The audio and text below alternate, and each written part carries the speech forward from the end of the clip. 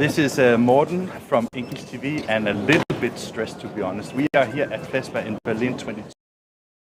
Great to be back at the trade show, and we are challenging ourselves, I tell you. We have invested in new gear, and we tested it literally 15 minutes ago, and it didn't work, of course. So I hope you can hear what we're saying right now. And I have actually the pleasure of meeting two people that means a great deal to me, and you may not know this, but this Christoph here, he was actually one of the first interviews we did on English 7 years ago.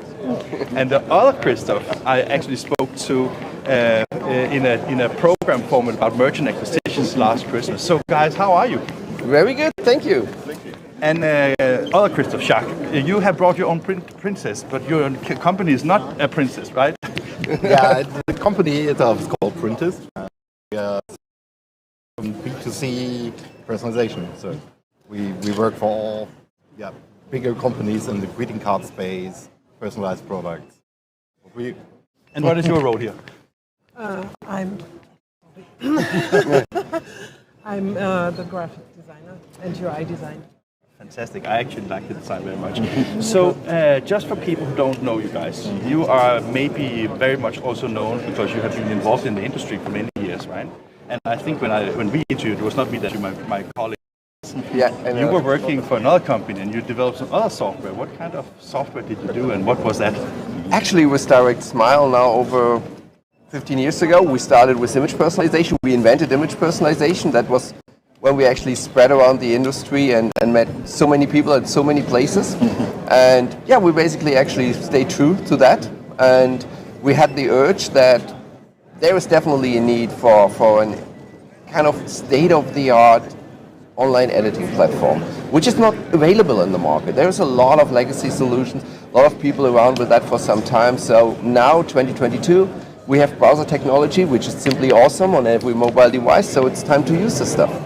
And when we talk about personalization, I remember I used to work for Xerox 25 years ago, and I remember when the first digital printers came along, that was like personalization is a big issue and a big thing for everybody. But in my opinion, it seems that a lot of the people that have invested in digital printers still using it for short runs. Is that because the software and the applications have been difficult until you get to your solutions? I think it's really two-sided. So there are the real big companies, the world's largest printers make a lot of money with personalization. That's quite interesting, especially in the States. On the other hand, the setup for small VDP runs are still a problem, I would say. So setup costs in relation to printing costs are kind of a tricky thing. That's my personal feeling there. But still, things always come when you don't need them. Later, mostly, then I was actually hoping that we did cross-media marketing for more than 10 years, and it's really hard to get this into the industry. But on the other side, when you look now in the B2C space, it's huge. It's there everywhere. You can personalize everything. Everybody does their photo books, their cards, their mugs, their stuff, their apparel. Now we got home printing, decor printing, and all this stuff is actually personalized. I think I want a sofa that says my name on it, so nobody takes my seat in front of the TV, right? for example. But it's a lot of photos. So photo is a big thing for personalization in that area, for sure. And yeah, that's also what we're focusing on now. And it's really interesting because looking at this place, we are all coming from B2B. So this industry is, especially software-wise, a lot of things are B2B driven, which is a completely different mechanic. It's work, it's control, it's CI, it's all that stuff. But when you look at B2C, it's completely different. It's fun, it's creative, it's filters, it's mobile, it's not desktop. It's to work immediately. So if it not works, you go to the next competitor in the next second. And this is quite interesting looking from that angle.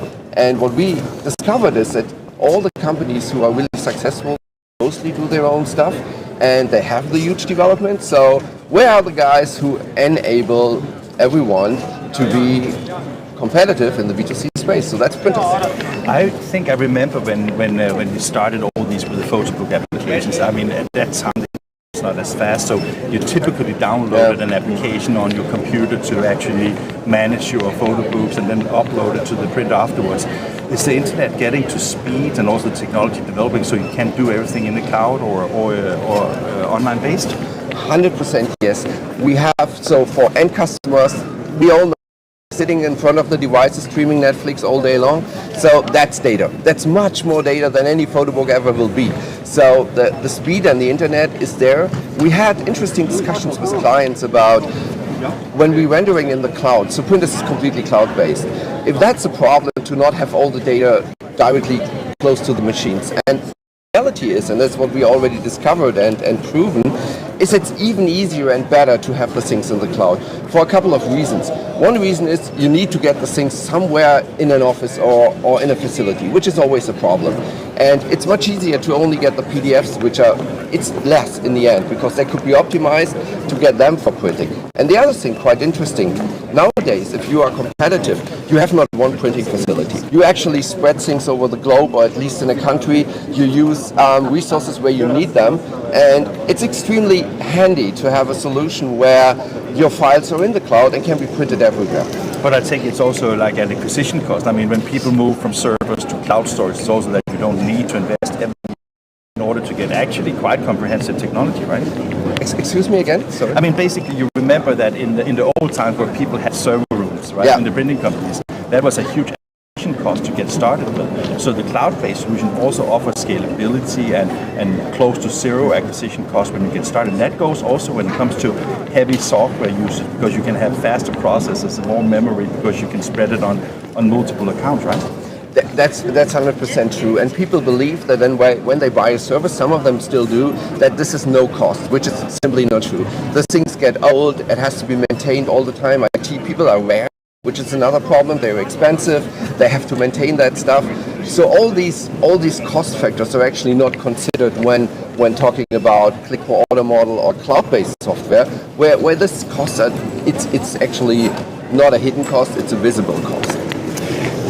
Designer, right? Yeah. So all these new technologies, by making everything more or less automated and altering photos and doing all these things, how is it from a creative perspective to work these kind of things? It's fun. But do you have control on things? Yeah, definitely, absolutely. But I'm not the person of words. I'm a person of creating. So basically, you should just go to your website and see all your wonderful work, right?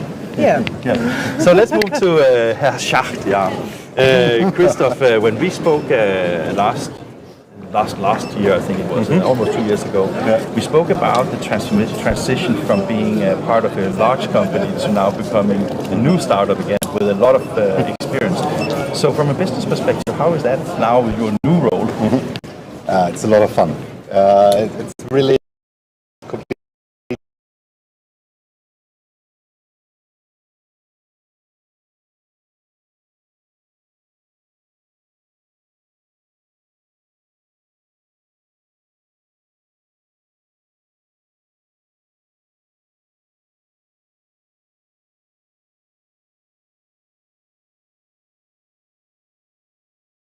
Tricky question.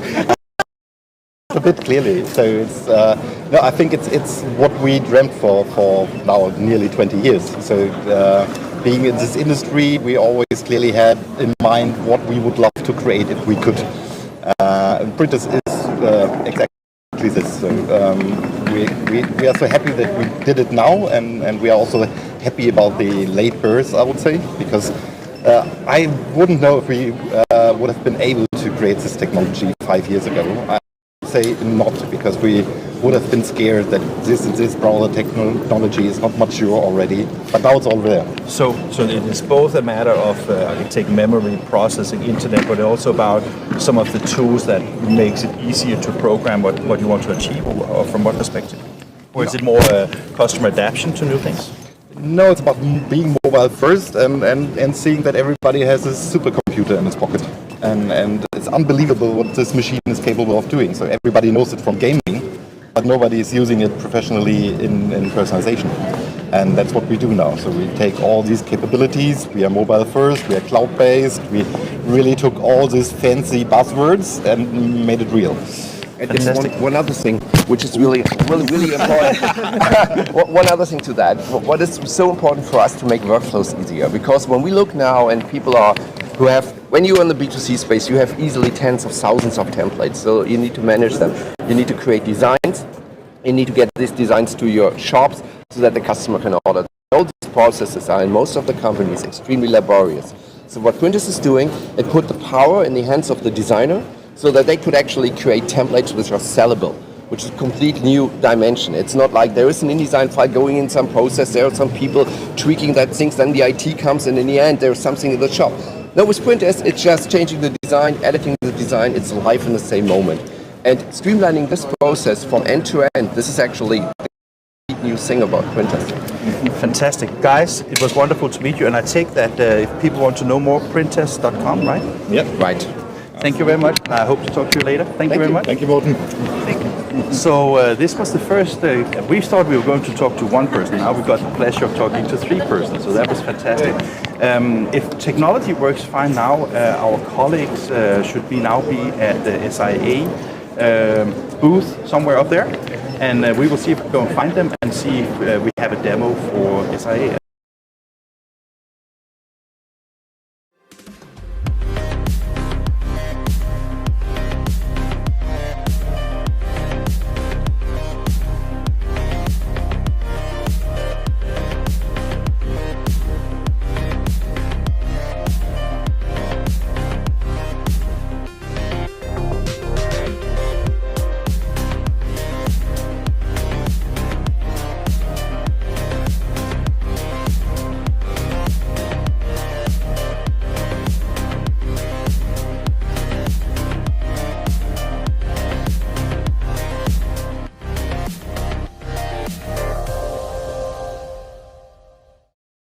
Presenting live is always really a challenge because technology is a lot of interference in a place like this, but it's also getting from A to Z basically, right? And I've been running, so if I'm sweating, I apologize for it. But I have the pleasure to talk to Jasper here from SAI or SAI, or what do you call it? SA International. SA International, and you're going to give us a little demo because you have a new release, right? Yes, we are releasing our new product called Flexi 22. We're offering new improvements, new features for the sign and print industry. So and just before for the people that don't know your software, what is it all about? Flexi, we're offering SAI Flexi. It's a total solution for sign and print providers, let's say. Solution for print and cut. We have printing, we have cutting, direct to vinyl cutting. We can do color management as well. And now we are also releasing some features for the DTF market, so direct to film and direct to garment market. It must be a fantastic place to be in for you right now, of right? Course, yes. So we have a lot of manufacturers that we can work together with. We have more than 2,000 printing drivers and cutting drivers.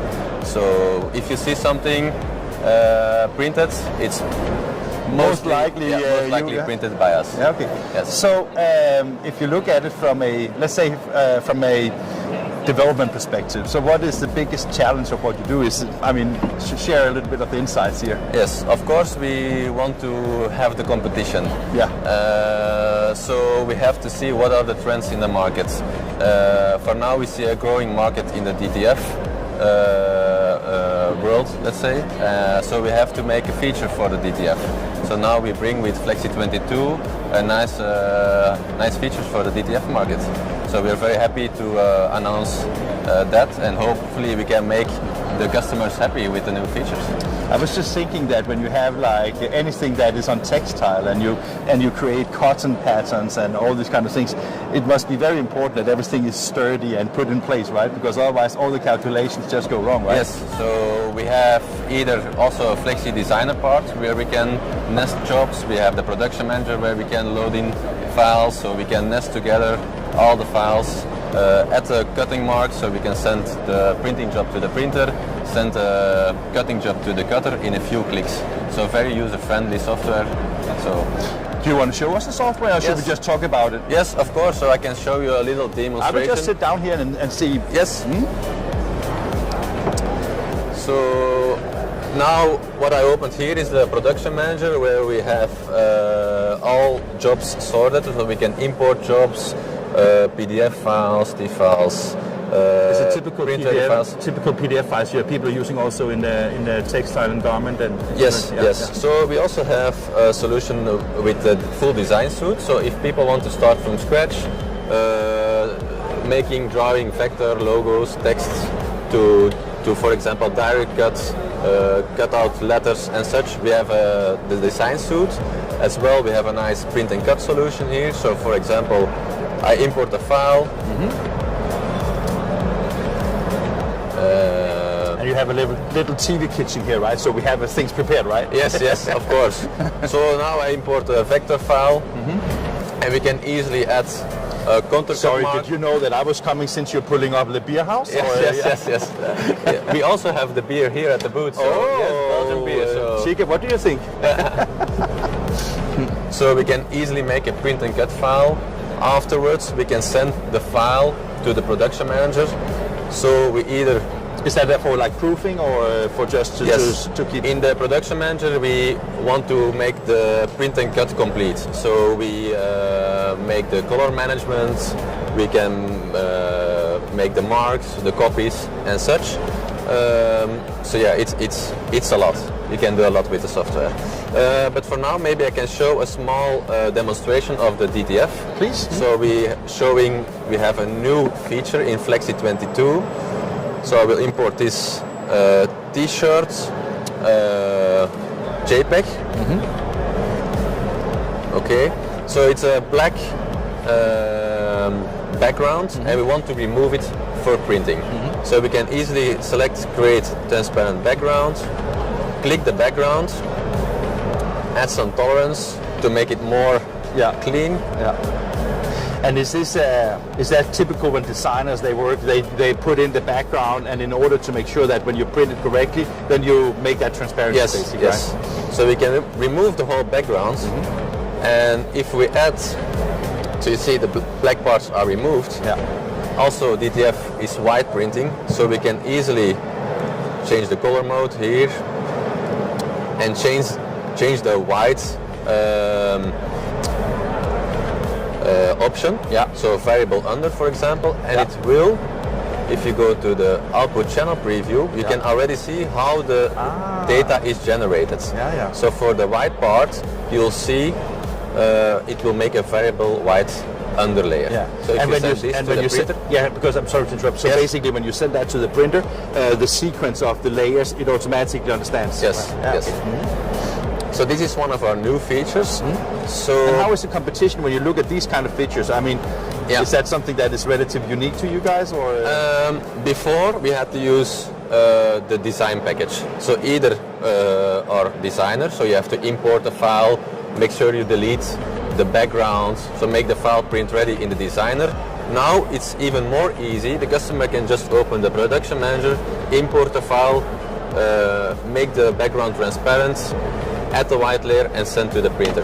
So in a few steps you just skip more working time. So in it's the about designer part. increased productivity, as with everything, right? Yes.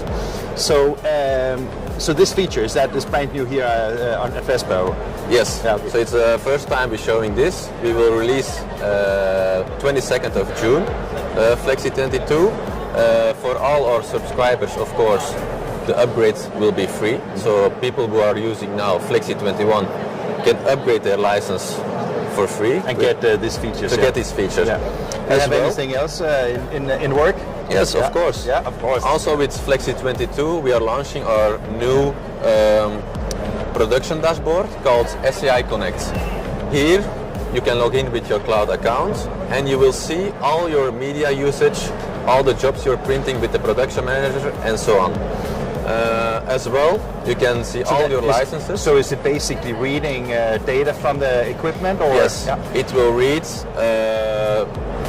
the ink usage of your job, how many ink dots you're using, and it will make a calculation and show you how much ink you're using, or you can see how many square meters you're printing, which machine is printing more, and so on. So you can really manage your production manager. As well, you can manage your applications, so you can see if there's a new update available, and you can then just make the update or the upgrades via the SAI Connect dashboard. So you don't have to go to the website again, SAI Cloud, log in and so on. We have collected everything in one production dashboard called SAI Connect. So this is also a new add-on we add to the Flexi 22 package. And when I see the software, it looks nice, the user interface. It also looks very easy to use. When you look at the market, because I mean, I call it the FESPA market. You know, the signage, the garments, the decor, all these kind of things. It's been in the market for some time, but I think that it's also been a market that is maturing when it comes to software, comes to automation. Yeah. You know, the old time it was just making a banner or a sign, Yes. but kind of getting more complex, right? Yes. So as a company, do you also see there's a growing demand for more technology to support people's business? Yes, so our development team and we as a support team, we try to get in close contact with our end users as well to see what is living in the sign and print market. For some customers we even made an extra feature, for example, to especially make their business better. So you can make customized development as well? Yes, yes. So if there is a demand and we're like, okay, this is a good feature for this sign shop and he really wants it, we can take a look, we have a talk, we sit around the table and see what we can make for them. Yes, precisely. Yes. I was just thinking, one of the things I've seen, my background is more in the commercial workspace, also when it comes to automation. I was just thinking that one of the trends that has been in the commercial print space for years has been APIs and integration to other systems. Is that also something that you see here? No, we're more standalone software, so we're more focusing on the smaller sign shops. Okay. So we have a very easy use software. We also have the designer part, which a lot of competitors not have. They rely to third-party design software. So we have the full package for starting to medium sign shop market, let's say. So basically, if I want to start like a small shop or a medium-sized shop with let's like a large format printer, it could be on vinyl, it could be on banners, it could be on textile. Yes. This is a good starting point. Yes, of course. Yeah. You can add easily your printing devices. You don't have to pay an extra amount for your. If you buy a new printer, for example, you're like, oh, it's a new printer. Maybe I have to pay a price for this driver. No, the drivers are available in Flexi 22. So as well with Flexi 22, there are a few manufacturers that are launching new printer models, and we try to get them in the version. Is it difficult or is it easy enough? Or That's a question for the development team. Okay. We have to, of course, have some time to test the drivers, but we have close contact with the manufacturers. They're happy with our software. It's a good solution. Yes. And I mean, if you don't have the right software, you cannot be as efficient and as productive as you want to be, right? So it is a matter of always being almost on time with all the development of the hardware side. Yeah, right? yeah. So we talked about this, and then I interrupted you. So this is basically take it away from here because sorry that I interrupted No, that's you. fine. Yeah. It's because I'm curious. I tell you. Yes. So this is a quick example of a print and cut shop. So I import a file. You can do adjustments. Like imagine I want to change the orange color. So you can easily do that. Yeah. And then I change it again. Also this orange. That basically means that you don't have to go into Illustrator to do the things that you would normally do, right? No. So this is a bit of, you can compare it with an Illustrator. It's a vector and bitmap editing tool. So you can also edit bitmaps, you can edit vectors, you can vectorize stuff. You can easily create print and cut shop. So we have now only the print shop because we don't have a cut contour, but we can easily add a contour cut around it. You can define. Is that automated, this one, or was Yes. it? Okay, so it's not part of the file, basically. No, it's not part of the file. So you set basically some distance to the artwork, and then you. Here we can you have set it the there. distance, for example, 1 centimeters. Okay. We apply this. We select the file, and if you go to the rip and print. That's where you do the nesting, or. You can do nesting. You can make copies. It's the communication between the editor and the production manager. So if I send this now to my In this case, our latex 800W. It's just over there, like with the HP booth, right? Yeah, but it's not connected. They will be quite surprised if suddenly they come out beer labels, right? So in this case, we make the print shop, but also it's linked to a Suma, to a cutting device. It will show you the cutting, already the cutting settings. So if I now press send, it will split the job, it will send the print shop, and it will send the cut shop to our cutting queue in the production manager. I can show you. That's quite smart, isn't it? It's very, yes. And there is no limitation on designing, so we don't have a border limitation. So if you want to work on a full scale, for example, for car wrapping or such, you just have that model. Well, Yes. Yeah. Yes. Fantastic. So, what is the next step? I mean, what are the demands from the customers right now? Is that even more of these kind of tools, or what do you think the next steps will be? Without being, you don't have to tell any secrets. I'm just, No. We also launched, for example, this designer part for the Mac. Huh? So our software is currently only running on Windows operating systems, but for the designer part, we also have a Mac edition. So we can target our Mac users that are familiar with Flexi. They're like, oh, I have a Mac. Can I design on my Mac with Flexi? Now we have the solution. Now you can, right? In a subscription. Yeah. And with the Mac version, we can send over the network to a production manager of Windows. Ah, okay. So they they can can platform dependent. Yes. Basically. Okay. That was a demand of a lot of customers, so we made it possible for that market. Of course, new printing machines. Can we run it? So we try to keep. It's also because, I mean, when I see the printing machines, I mean, they go faster, or they go wider. So I mean, the processing needed from software just needs to increase with the need from the customer. So with the previous release, we had 32-bit software. Now our RIP software is 64-bit, so it should be faster. It goes faster. Is it faster? Yes, it is faster. Okay. Of course, You said should be, so I was. It just should wondering. be, yes. If the PC of the Can customer, run 64 bits, of course. Yeah, fantastic. So we try to, That's great. That's great. keep, the track. Fantastic. Anything else you want to on the last minute here, or? So Flexi 22 releasing in June 22nd. So 22nd as part of the subscription. So you renew your subscription, you get all these wonderful things, right?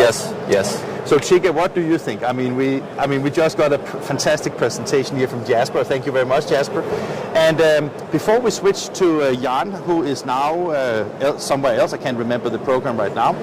Let's put on our little logo jingle here for a few minutes, so Chika and I can discuss what to do next.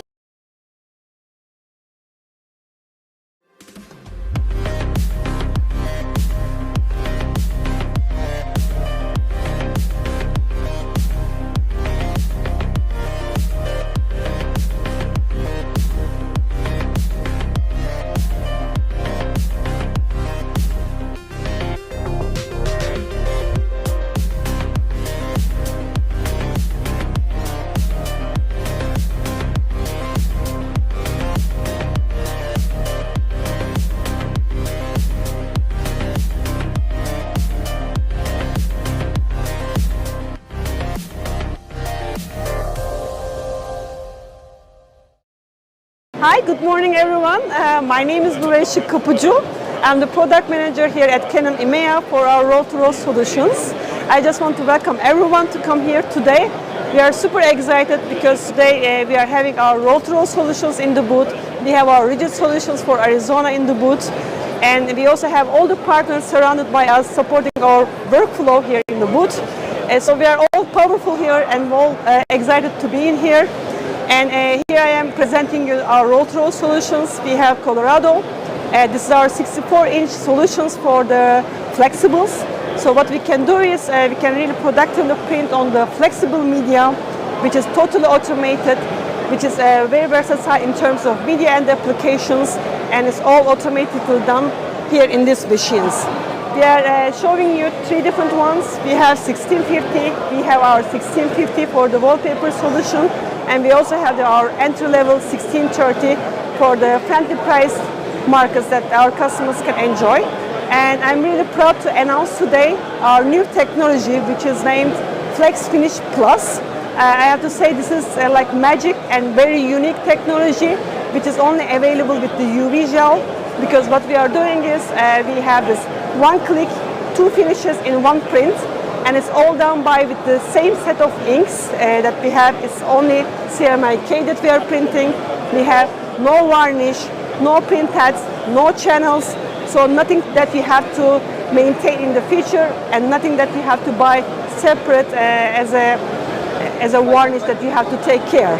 And how it is done is very magical. It's just CMYK ink that we are having. It's just printing in the same machine. It just goes as you see. So you can print either matte, gloss, and if you wish, you can also print matte and gloss in the same print with just one click. It's very simple. It just creates a spot channel on your media. You just strip it as you always do it, and the machine takes care of the rest. What we are doing is we are pixel curing all the ink here, and what it does is really sharp, and the machine itself knows where the matte print has to be or where the gloss print has to be. And what it creates eventually is a very stunning application. We create a wow effect. Let me show you some examples. Yes, this one is printed on this machine, on the 1650, with the matte and gloss together with the flex finish. What you see is a pixel perfect application that you can print in one go, and you have the matte and gloss effect at the same time. And just let me remind you one more time, this is done with the CMYK ink, no varnish, no channels, no extra print heads. So it's really premium revenue for the customer with no additional cost at all. Thank you.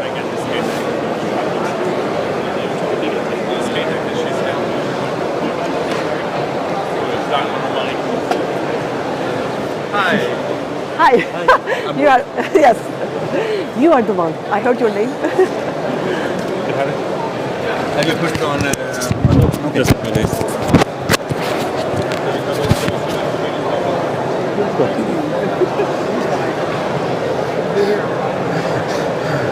You know, sometimes it's just crazy how much you challenge yourself all the time.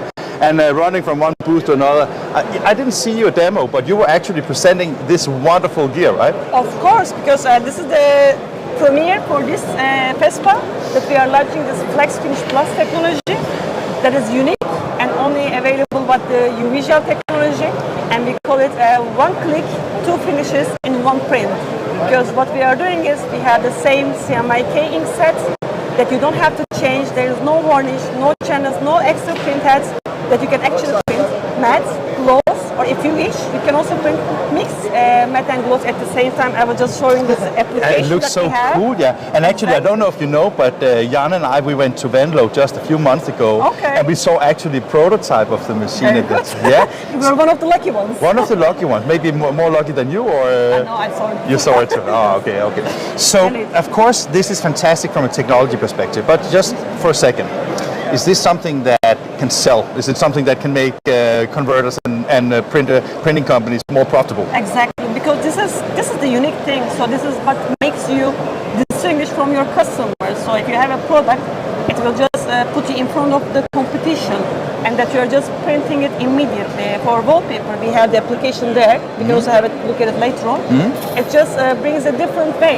It's just a stunning application that nobody does it, and all the market, they're always willing to pay for something that no one has it. But sometimes I was thinking that, because if you look at the Colorados, they are, I mean, really nice machines, and your technology is fantastic, but when you look at like the big banners that are far away from you, how much do you notice the details? Oh, it depends on the customer, of course. There are some and the application, of course, right? Yeah, there are customers who are printing for banners, but we also have lots of installations for the wallpaper for this one. Okay. Like more than 60 in Europe only, and that are printing more than 1 million square meters. Wow. And these are the customers that are looking for something different, because after the COVID, we all know we start to stay at home, and people start to decorate their homes, and they want to be different than their neighbors. They don't want the same thing. So what we are providing is something different to the market, and that always has an eye-catching, I would say. And when you look at machines like this, and you look at the competition, where do you see Canon in that perspective? I'm going to say we are Are you one of the leaders in your opinion? We are. The reason I'm asking is because I mean obviously we here at FESPA and you see quite a lot of amazing technology, to be honest, right? And it's always like, should I buy this one or should I buy this one? And I think that also when I talk to your colleagues, that one of the things I like about Canon very much is that you also invest in your market, and you also have, in my opinion, we were both in Poing and also in Venlo, and when you see the investments you do in new products and technologies, it's just amazing. But I was just wondering, if you look at it, it's price, it's applications, it's support, it's service, it's cost, all these kind of things. So you're still among the best in that perspective, or? I would say yes, because what we always say, okay, we are a technology-driven company, so we make hardware, we make the printers, but it's not the end of the thing. So customer starts from media, so we also support with our media. They also look for the workflow, we also provide the workflow, but it's also not the end of the thing. They want to expand their business, they are looking for new things, we provide the new things, and afterwards they have problems. So we are still there with the service, so we are supporting with the pro care. So it's the whole process that they are struggling, they have the application, so it's the whole thing that we are providing. So it's not only the hardware that we offer to the customer, it's the whole solution that we work together to support them to grow their business, that eventually our business will grow, of course. Yeah, of course. And so the customers that are investing in for example, the Colorado, would you say that it's like first-time customers in this business, or is it both? We have both, actually. We are very lucky that we have one customer from Germany that had 6 of this machine, and we got the order for 8 more.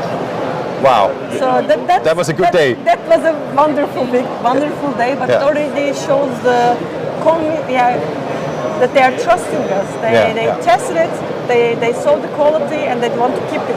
Yeah. And can you deliver? I mean, everybody's also talking about. We don't have a problem. So COVID had some issues. Yeah. And of course, we had some struggles and challenges, but I think we are all over it. Yeah. What do you work with Canon? What do you do? I'm the product manager for this. Okay. So this is your babies, basically. Exactly. Okay. Yeah. And I have to say, I'm coming from the R&D side. So from the more technology side. I was also the designer of this machine, so nice. which I'm also very proud to present here, of course. Yeah. So even when you're employed in a company that is so big as Canon, do you feel it's like your babies, or? Of course, I call it my baby. You call it your baby. Yes. Oh, okay. I remember the first time I saw the Colorado some years ago, just like the fact that you have like 2 print bars. Exactly. Is that just because of speed, or is it just because it looks cool? No, both. It's also we always call it the UV gel, so we always have the smart LED curing that we are saying. Yeah. And we are separating the printing and the curing process in 2 different steps. And what it enables us is the speed. That's the first thing, and it also enables us different finishes. So if you go faster, let's say it. And the mic you up, okay? Good. You cure the ink immediately on the media, so you can have a matte looking. But right now we're turning it live, so when he comes here, we're switching to me. We're going live. Fine. Banners that you are looking far away, they want some. And he will ask me the questions. I will just give answers. Don't worry. I'm never worried. I think we should. Matte and velvet finish. So what we always say is that we have the one machine that Fine. provide. Yeah. We can go there. For customers and all the application types that they are actually doing. Is there like I know that you are of course biased because it's babies and you work for Canon, but if you I mean, I don't know if you can do that, and I'm just curious about it, because if you step one step away from Canon for a moment and think about the competition and think about the competition, that I think a logo is important. Objectively, like very good reasons for investing in the Canon devices that you can explain. Yeah, sounds good. Let me give you an example. And then Martin was. When we first launched this, we always called it the smart investment. Yeah, you can close it. And we had that commitment to the customer that is a smart investment. Okay, so I'm talking with him. So we had the inks. No problem. We made them flexible. Then we had the matte and gloss together, and now we are having the flex finish matte and gloss that can be printed at the same time. So and it is actually available not only for the new machines that are coming. So it's a retro. Exactly. So you can also upgrade it. That's why we always call it smart investment. So customers who invested like 4 years ago that had the machine, they can also upgrade it. They can have the new technology that we are supporting for them. So what we see in the market that they have different launches, different products for different needs. But we are having one solid thing that you can print wallpaper, poster, banner, decals, so whatever actually you are looking for. It's one machine, solid machine for that can do anything for the customer. I'm just curious because now we're here at your booth and I can see, is it 3 Colorados you have here? 3 Colorados here. Is it we just also different? have 2 more there. Oh yeah, okay. On the photo booth. Yeah. As I said, we are surrounded by the partners. So Yeah. we have the Kosovo, we have the Ornings, we have the Agfa, Carbon Free Cal. So all partners and supporters, we are all in here. But there's some differences because this one you feed here, right? And then you have like a roll fed here. Exactly. Is it different applications you're showing or? This one is dedicated for wallpaper. Okay, so that is why you have it on reels, of course. Exactly, Yeah. because wallpaper printers, they just print one thing Yeah. all day night. Wallpapers, yeah, yeah. Wallpaper, Yeah. and what we want to have is automated feeders. Yeah, yeah. So they're also making overnight prints. Yeah. So what they want is they don't want any operator to come and change the roll. So what they're getting is 400 kilos of raw material. They attach it. You see, there is no operator in here. And so that machine it can- just prints all day long. Yeah. So that machine can basically, as you say, you feed it with paper and then you go home, basically. Let's go through it. Yeah, I'm yeah. going to show it. Yeah. This is the inline loader. Watch out, Jan, for the step. Yeah, Yeah. this is jumbo roll that you're loading. Yeah. It's just loaded.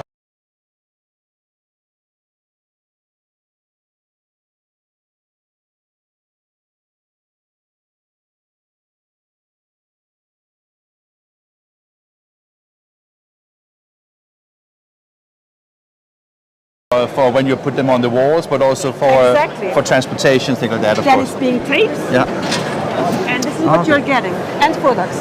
End Ready products. to be shipped. fantastic. So we call it. So this is basically what you would call a money machine, right? Exactly. So this is the UV gel wallpaper factory. So Yeah. it's for a reason. So we have 3 meters to 7 meters here, which can end up with the end product that you can ship directly to the customer, ready to be And implemented. If you have when you look at the wallpaper market, I was just wondering because normally that was like flexography or an offset printing for many years, right? Yeah. At least flexography, right? I think. So is this like taking over, or is it just adding something, or is it something that will eventually take over the conventional way of doing a digital wallpaper? printing, I would say the margins are getting more and more. Yeah. So we are a bit taking over from the analog printing Yeah. that is already coming. Yeah. So that will definitely take quite some margins and some volumes from the analog printing. Yeah. But it's also good for this one. It's the advantage of the digital printing. So you can always have a change immediately that you can digitally print. Yeah. So that's the advantage of this wallpaper factory, I would say. Yeah. And if you look at the quality and the durability of things like, I mean, I remember I visited. Very good question. Because I remember I visited a friend who bought an old house, and you saw wallpaper that was 100 years old on it, right? Okay. It was really dirty, but it was still there. So how is it with these kind of things? Very good. It's the UV gel, as I said. Yeah. So there is pink cured, then cured with LED, which is you cannot scratch it. We can have a test later on. Okay. So you basically, so it's scratch free. That's what you're saying. Exactly. So basically, if you And as it is really pink cured on top of the media, Yeah. you don't have to laminate it as well. So it's not bad for wallpaper. Yeah. It's also the same case for the other applications that you don't need the lamination afterwards because you can pour water, you can wash it with water, you can wash it with alcohol, with the chemicals. All the tests are done. So that's the advantage of the UV gel, that we have more than 60 installation printing more than 1 million square meters. Yeah, you mentioned that. Yeah. That is so it's all. What are you doing on the next one? On that one, yeah. And this is the 1630. Yeah. This is the entry level, I would say. Okay, so there's different. Exactly. There are different prices. Is that and different- speed or size, or what is the difference? The price is the same, technology is the same. Yeah. But the speed is relatively slower in this one. So that's why it's also relatively for the entry level. If Okay. the print volumes are lower, they don't need to print that fast. Okay. So they can also have this machine. And what is good about this one is that makes it also the entry level. Is that this one is modular. So if you want. Okay, so you can build it, you can extend it when you need exactly. it. Yeah, And you can do it just on the field. Yeah. Just with the software, hardware is already installed. Yeah. So if you want the second roll option, because we provide 2 rolls in these, and if the customer is just printing one type of media, they don't need it. But after 2 years, Yeah, you they might want need it, they might need it. There's a new business, there's a new customer that they're printing, so they can upgrade it on the field, just as it is. And all the samples you have that is from the Colorado? Exactly. Sure, we have don't see it. fantastic box because it's amazing that shows all the possibilities.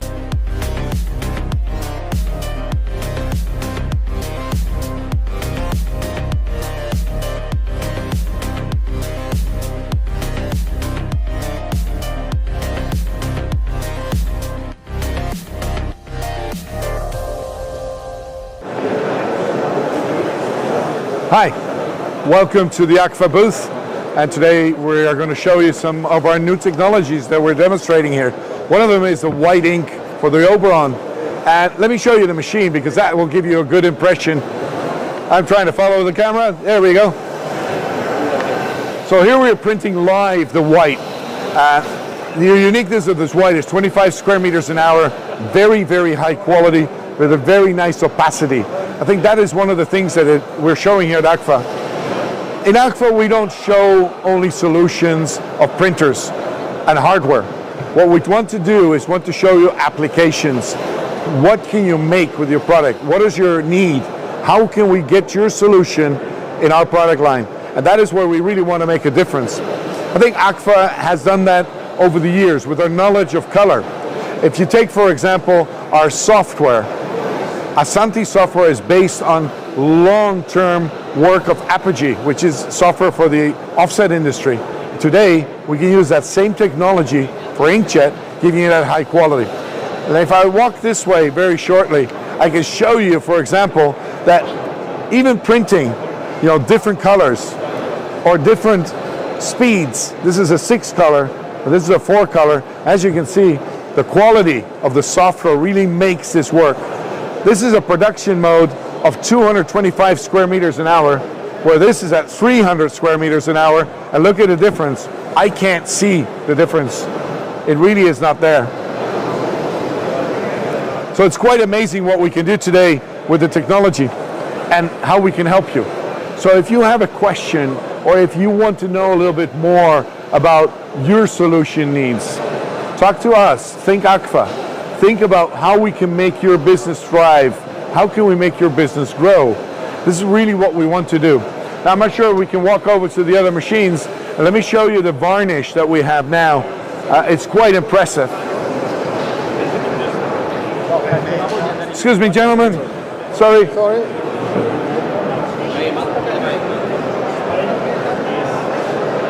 Sorry to turn my back to you, but it's not only possible. This is our Tauro engine.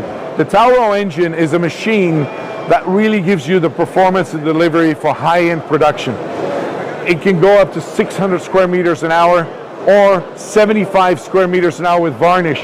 That is what I was talking about. Now, just look at this varnish. This is the first solution in the market with full flood, which means the total image is covered with varnish at 75 square meters an hour. It's amazing. And look at the quality. And this is where we want to excel. We want to make sure that your product that you want to sell to your customer is going to be the top-notch quality. Because if you have top-notch quality, you can make more money. You can make a margin again. You can really satisfy the customer, satisfy your own company. I think this is where Agfa really makes a big difference. When we're talking technology, I also would like to show you on the other side of you, with the same machine. I know we're moving around, guys, but that's life. Think about corrugated. Corrugating and packaging is where the next generation is going. And that's why Agfa announced the acquisition of Inca. Inca Technologies, or Inca Digital Printing from the UK, has been bought by Agfa, and this gives us the possibility to start making corrugated boxing, folding cartons, and all that kind of things.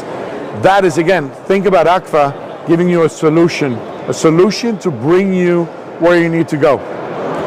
The Tauro will give you the solution for multiple productions.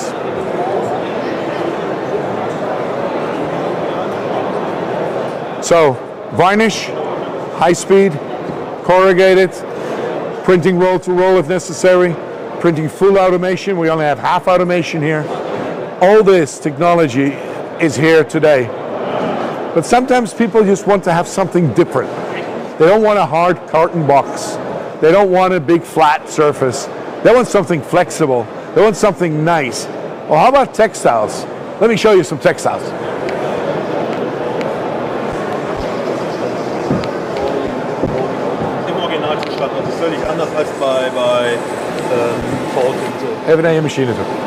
There we go. The machine. This is what we're thinking. Poppy colors, strong, but sublimation. So here we have a machine printing at 3.2 square meters an hour, giving you high quality. So 3.2 with high speed on paper or on direct textiles. You sublimate it and you get great stuff. And if you have some kids, come by to the Agfa booth, get them a cape, yeah? Make them happy. I mean, you went to a trade show, you were here on the Agfa booth, make sure that when you go home, at least you have something to bring. And it's not always the brochure, bring something nice. You know, that's why we want to do something. So, if you look at all the stuff on Agfa, we can grow your business. We don't want to grow your footprint. We want to be sustainable. We want to make sure that we give you the sustainability you need in your company. So better efficiency, less waste, better products. I think Agfa is really bringing that difference today. So if you have any questions, all our staff here is ready to come and join and help you determine your needs. So what else do we have? Oh, I want to show you one more thing. You know that color management is always difficult? Let me show you something.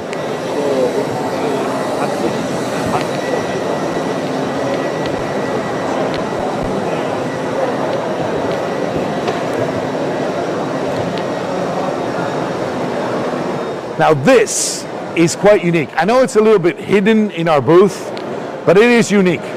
This is puzzle. Has been printed with 3 different printers with multiple speeds and different inks. So we're trying to show you that with one puzzle, all these elements have been printed in a different room, in a different printer, in a different speed, in a different ink color, and still it is one ink. It is one image, and there's no coloration difference. I know it's a little bit on our dark corner of the booth, but this is the technology that I was talking about at Asante in the beginning, the technology of our software. Being a solution provider is not only bringing you hardware, but it's bringing you inks. Did you know that Agfa makes all its inks themselves? We make all the inks. Oh yeah, but we don't make them in China, we make them in Europe. Our inks are made in Europe, they're European inks with all the formulations checked in the latest sustainability acts. We have things in our inks that we've taken out for the simple reason that they were not good enough for the market. We thought we're the first to do that. Maybe it's not always the best to do first, but we believe in sustainable high-end products. Look who we have here. Morten. Hey Mike. How are you? I'm good. Good Welcome to see in you. the Agfa booth. I'm really happy to see you. I was just showing one. I wouldn't have missed it for a million, right? Ah, it's fantastic, fantastic. So really good. How are you? I have to say it's amazing. FESPA being here, again, talking to people with recognition of faces, and we can see people again. This is really cool. But also, you know, new innovations, showing new products after 2 years. I know Amsterdam was a show, but a lot of people didn't come to Amsterdam. Here in Berlin, I am excited that we're showing new technologies like high-speed varnish, dye sublimation, color management, basically a lot of stuff. Before we get into that, I want to learn more, but I want to hear about a little bit about you, because you're relatively new to Agfa, right? Yes, I joined Agfa about 7 months ago. But you're still you're stealing the show already, right? Oh, I'm not stealing the show. I hope not. I mean, our products steal the show. Yeah. No, so you have a lot of knowledge about this industry. Yes. Well, I've been in this industry for 30 years, so yeah. Yeah. And it was great actually, because when we got to meet each other on LinkedIn, we were relatively fast to make an appointment, right? Well, I like to answer it straight. I mean, you know, one of the things that I hate today, you probably have that at home. Your kids app you, and they expect an immediate answer, but when you want to call them, they don't pick up the phone. Well, I hate that. So when you ask me, so it means that when I call you next time, you will answer immediately. Okay, perfect. I mean, that's my job to do. Perfect. So, Agfa. Yeah. If we go back, way back. Yep. I think, 150 years. Yeah, because it was like chemical, it was the photo, it was like that kind of thing. And if you look at I mean, I don't want to look too much back in the past, but I was just thinking that when you talk about color management, when you talk about all the fantastic things you can do here, the history has brought you to where you are today, right? Yes. So if you look at that from a, you know, just from a very short perspective, how important is that in relation to the competitive situation? I think that because we were and we are a chemical company, we've been able to do things that others cannot. Where others were grabbing components and building great printers, we've been able to build great printers, but also been able to offer the inks, offer the software, the services, the whole package. So becoming a solution provider. I think hardware is not important.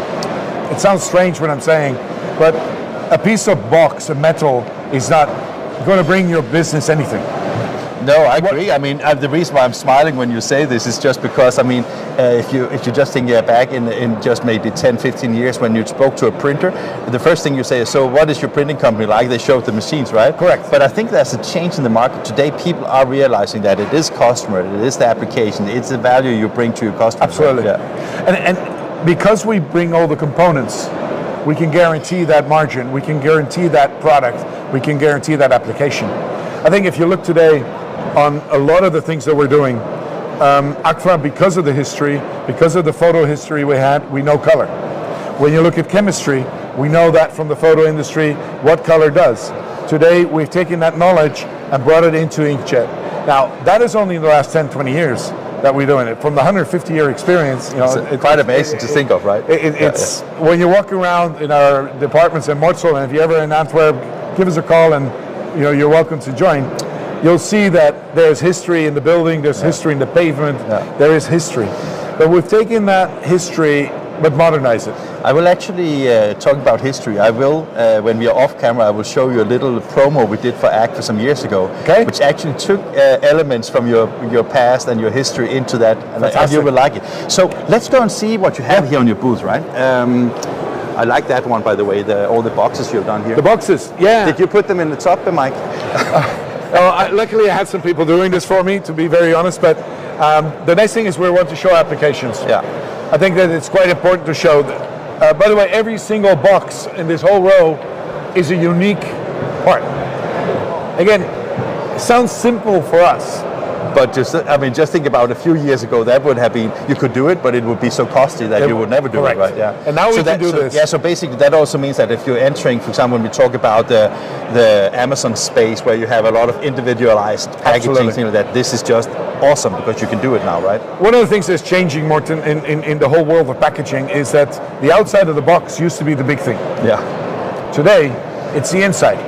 It's the unpackaging. When you open the box, it's the surprise of the door. Yeah. Because people don't want to show off what they bought.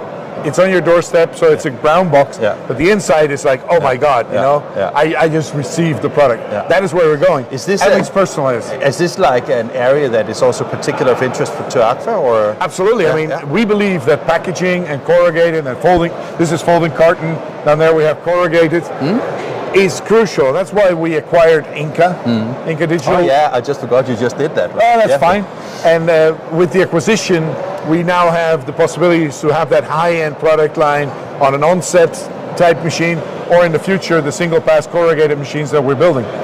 That gives us the entry to this market, because this market really needs high speed. Is that market, when you talk about that market, is that like a new segment in the market where you talk small runs and personalized thing, or are we talking about potentially replacing some of the more analog and traditional processes, or what do you think? I think it's twofold, to be honest. There's some unique specialized, you know, boxing, but on the other hand, the Amazons of the world don't have the time to get the box done. Yeah. So with this technology and these speeds, we're talking 150 linear meters type speeds. Still really fast, right? That's really fast. And that means you can produce the box en route. Yeah. Which basically means there's a small robot of the Amazon warehouse picking up your product, bringing it around, and here's somebody printing a box, folding it. In the meantime, and basically make sure that you have a personalized online with Morten box. You know, this is your box. It sounds fantastic, right? That is where it's going, and this is where Inca is going to help Agfa. And we're really proud and excited that Inca has joined us. What kind of technology are you using? Have you had that here on the show that is printing these kind of things? No, we decided not to, because we have the varnish. I showed it earlier, but let's see a little bit on the things that you have here. Right? This is probably one of the most unique products at FESPA today. Wow. Full flood varnish at 75 square meters an hour. Now, varnish was always done with a spot color varnish, you know, a little item somewhere. Yeah. But to have a full-blown varnish that looks amazing. Is it an analog varnish or is it a digital varnish? This is a digital printed varnish. So this is a polymer basically. It's polymer based. Yeah. But it's printed on our tower. Yeah, but that basically means that when you have a polymer based, it gives you an advantage because you can control if you want to have it as a spot varnish or full That is surface, correct. right? We can do both things. Yeah, and that is like, if you see it from a PSP perspective, it must be great to have technology that can utilize both needs, right? Yeah. I can show you a really nice sample we have down there. Yeah, sure. Let's see. It's fun to see things, right? Absolutely. Rather than we're just talking to each other, right? Let me see where it is. Oh, your booth is not that big, just so you know. We can't find around. You know weet je waar die van dingen van Thijs zijn? Morten? I put you in contact. Die beelden van Thijs Thank you. van Berlijn. Yeah, that's great. He's going to get him. See, that is the great thing about live thing, is everything is improvised, right? So Well, but that's the fun Chica, part. you hate us right now, do you? Yeah, that's fine. But by the way, guys, he's a great cameraman. Yeah, he is, yeah. This gives you a little bit of an idea of what you can do. So what we've done here is we combined white, a blackboard. Yeah. We combined white. We combined the varnish to make everything in one. Yeah. Just to give you an idea of what kind of stupid things you can make that customers will be able to sell for enough, A premium, a basically. nice premium price. Yeah. So when you know, I can't help think about when I go and see all this fantastic technology. I can't help think about that when you see the technology, you say that, okay, there's one thing that what you can do, and there's another thing is about what customers demand. Because there's that gap is where you basically have your premium space. Is that a demand or is it something that we as an industry need to create first? I think we need to create it. Okay. I think shows like FESPA are the right place to create. Yeah. We know what we can do. Yeah. But even then we learn from our customers. Yeah. So putting it together, you come up with these kind of things. And one of the things that we see is that the sign and display space is a space, but the big space is where you go into corrugated or, for example, flooring. Yeah. Did you know you can make flooring with inkjet? Yeah, I know, but I would like to see more. Yeah, but not only printing, huh? Let me show you the reality of world. I mean, flooring. I thought you meant putting the gas on your car in the full position. I'm talking printing on a piece of paper. I was just joking, Louis. I know that. Yeah. This ink is not dry, and it will never dry. So it's a surface that makes it.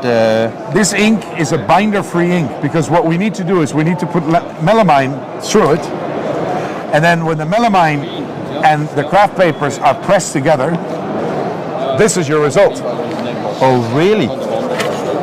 And then this is a fiber board, but on the both sides, this is interior. So this is this. It's a different print.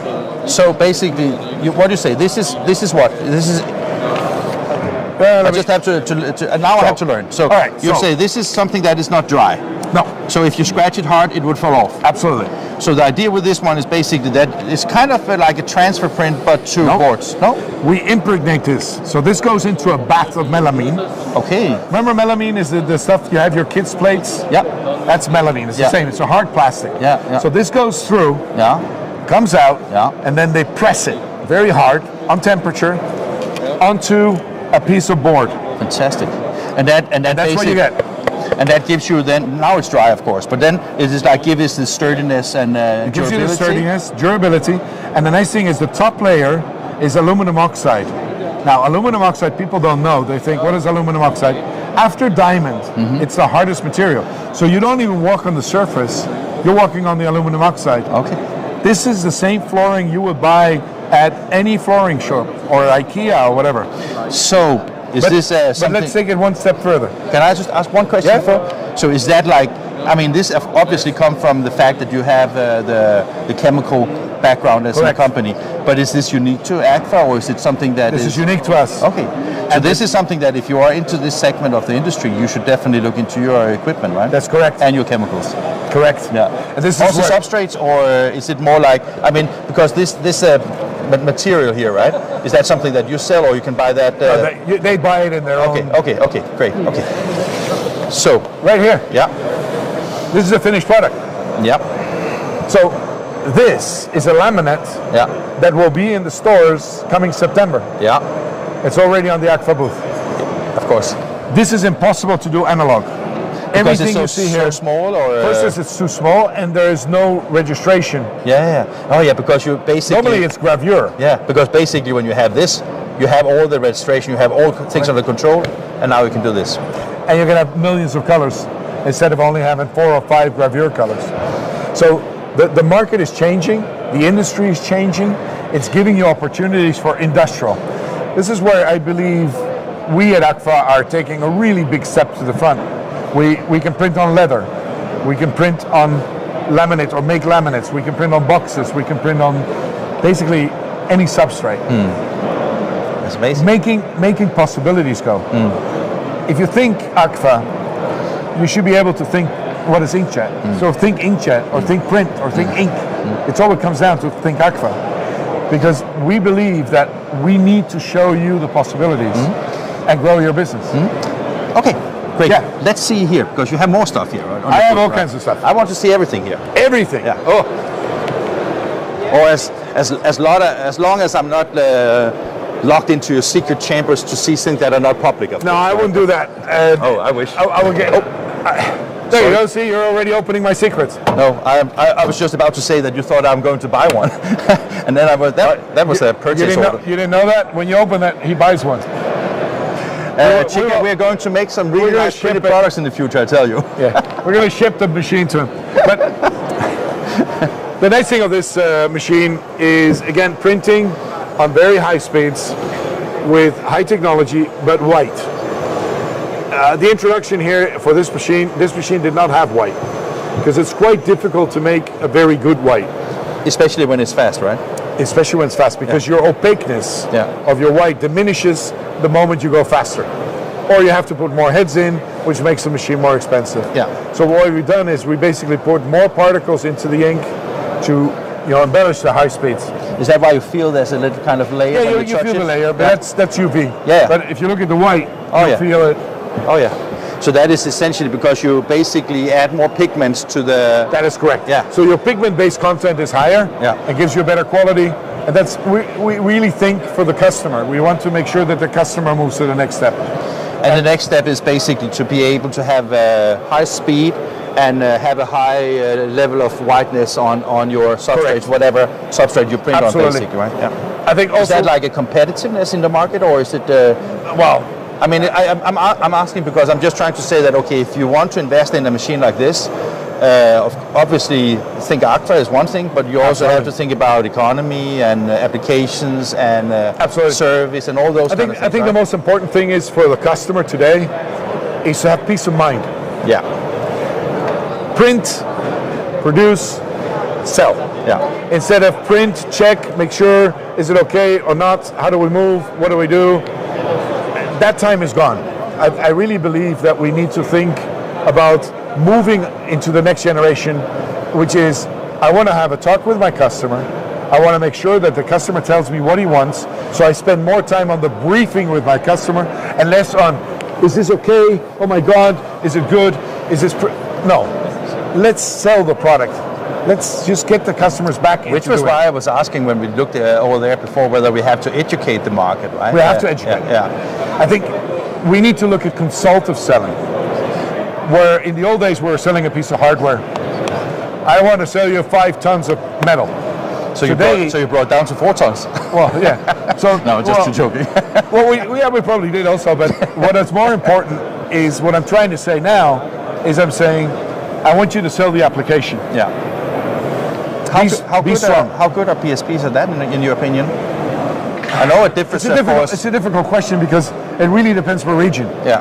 If you look at countries like Germany, Benelux, yes, they're creative. They have to. Right? Yeah. If you go because of the competition and because that is also where you drive value, basically. Correct. Right? Yeah. If you look at Africa, for example, and I'm taking 2 extremes, they are still doing car wraps on a very simple way. Yeah.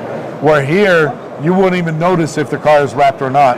I have seen that where I didn't know. And there they still have the stuff we did 5 years ago, crazy colors, and oh my God. That will change also. So when you, for example, give an example for Africa versus Europe, just as an example, would you say that to some extent that is because of course, there's a maturity to the market, but it's also like a costing. Is it more expensive to do the more, the more detailed machines for the better wrappings, for the better thing, or is it more like a mindset that needs to change? I think it's a mindset. So they can still buy, like, let's say it's the scale of economy that plays a role here. So they can still buy a cheaper machine and still output, maybe at a slower pace, maybe at a lower quality, but they will still be able to. They need to learn where to find the value perception. Yeah. And where in the Western European countries and in Americas, we've learned that the application is the value. They still have the print as a value. Yeah. That will change. Yeah. It takes time. It has to change. And again, it's a big part of coming back to education. Where I think in our industry, luckily we have FESPA doing a lot of education. I think education is crucial to this market. Yeah. The machinery is getting more complex. Yeah. But at the same time, it's getting easier to operate. Yeah. What do Agfa do to educate your customers in that customer journey?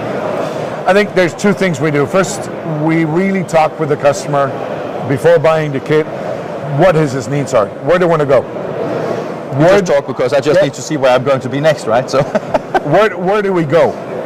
Where do we want to take the customer and go? Because at the end of the day, if the customer doesn't print, I'm not going to make money. No, that's true. A lot of people think that companies like Agfa make money on hardware. We don't. No. We make money on the inks. So it's a Gillette model, it's like everybody else. It's absolutely a Gillette model. Yeah. But we're good at that. Yeah. And as a chemistry company, building our own inks, we have a very big advantage across the market, because today there's not that many companies that make their own inks. I mean, remember, we make water-based inks, we make UV inks.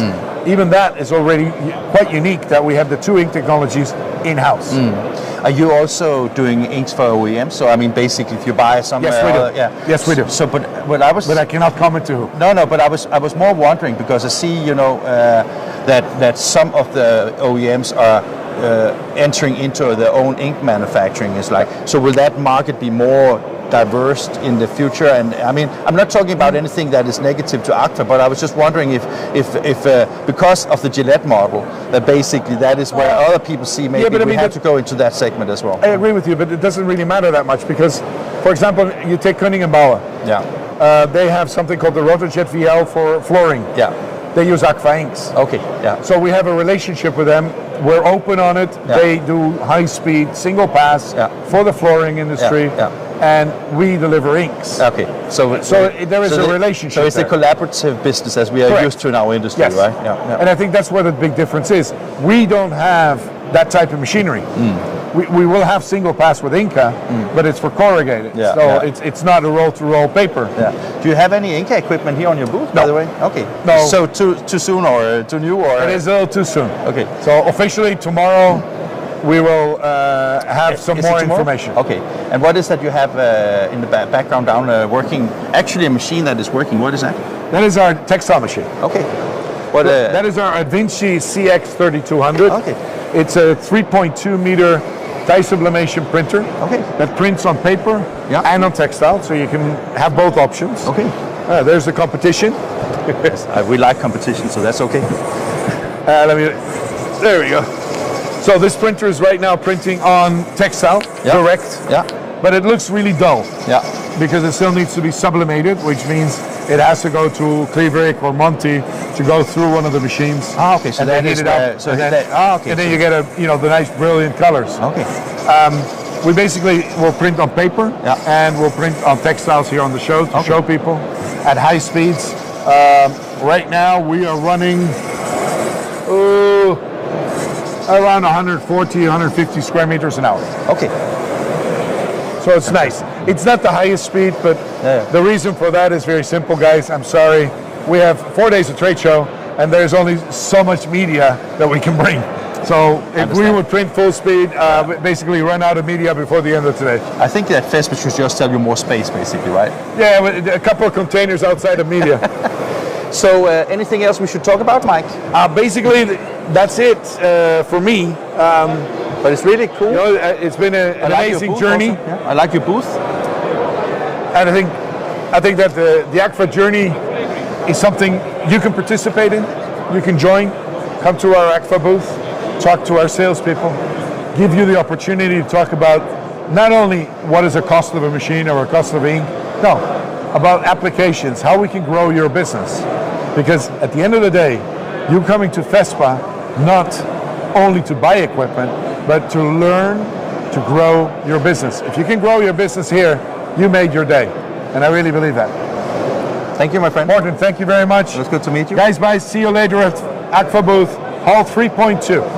And for people who is watching this live, I just want to say that Mike will probably take over my job because he's very good at it. So thank you, Mike. Thanks, everyone.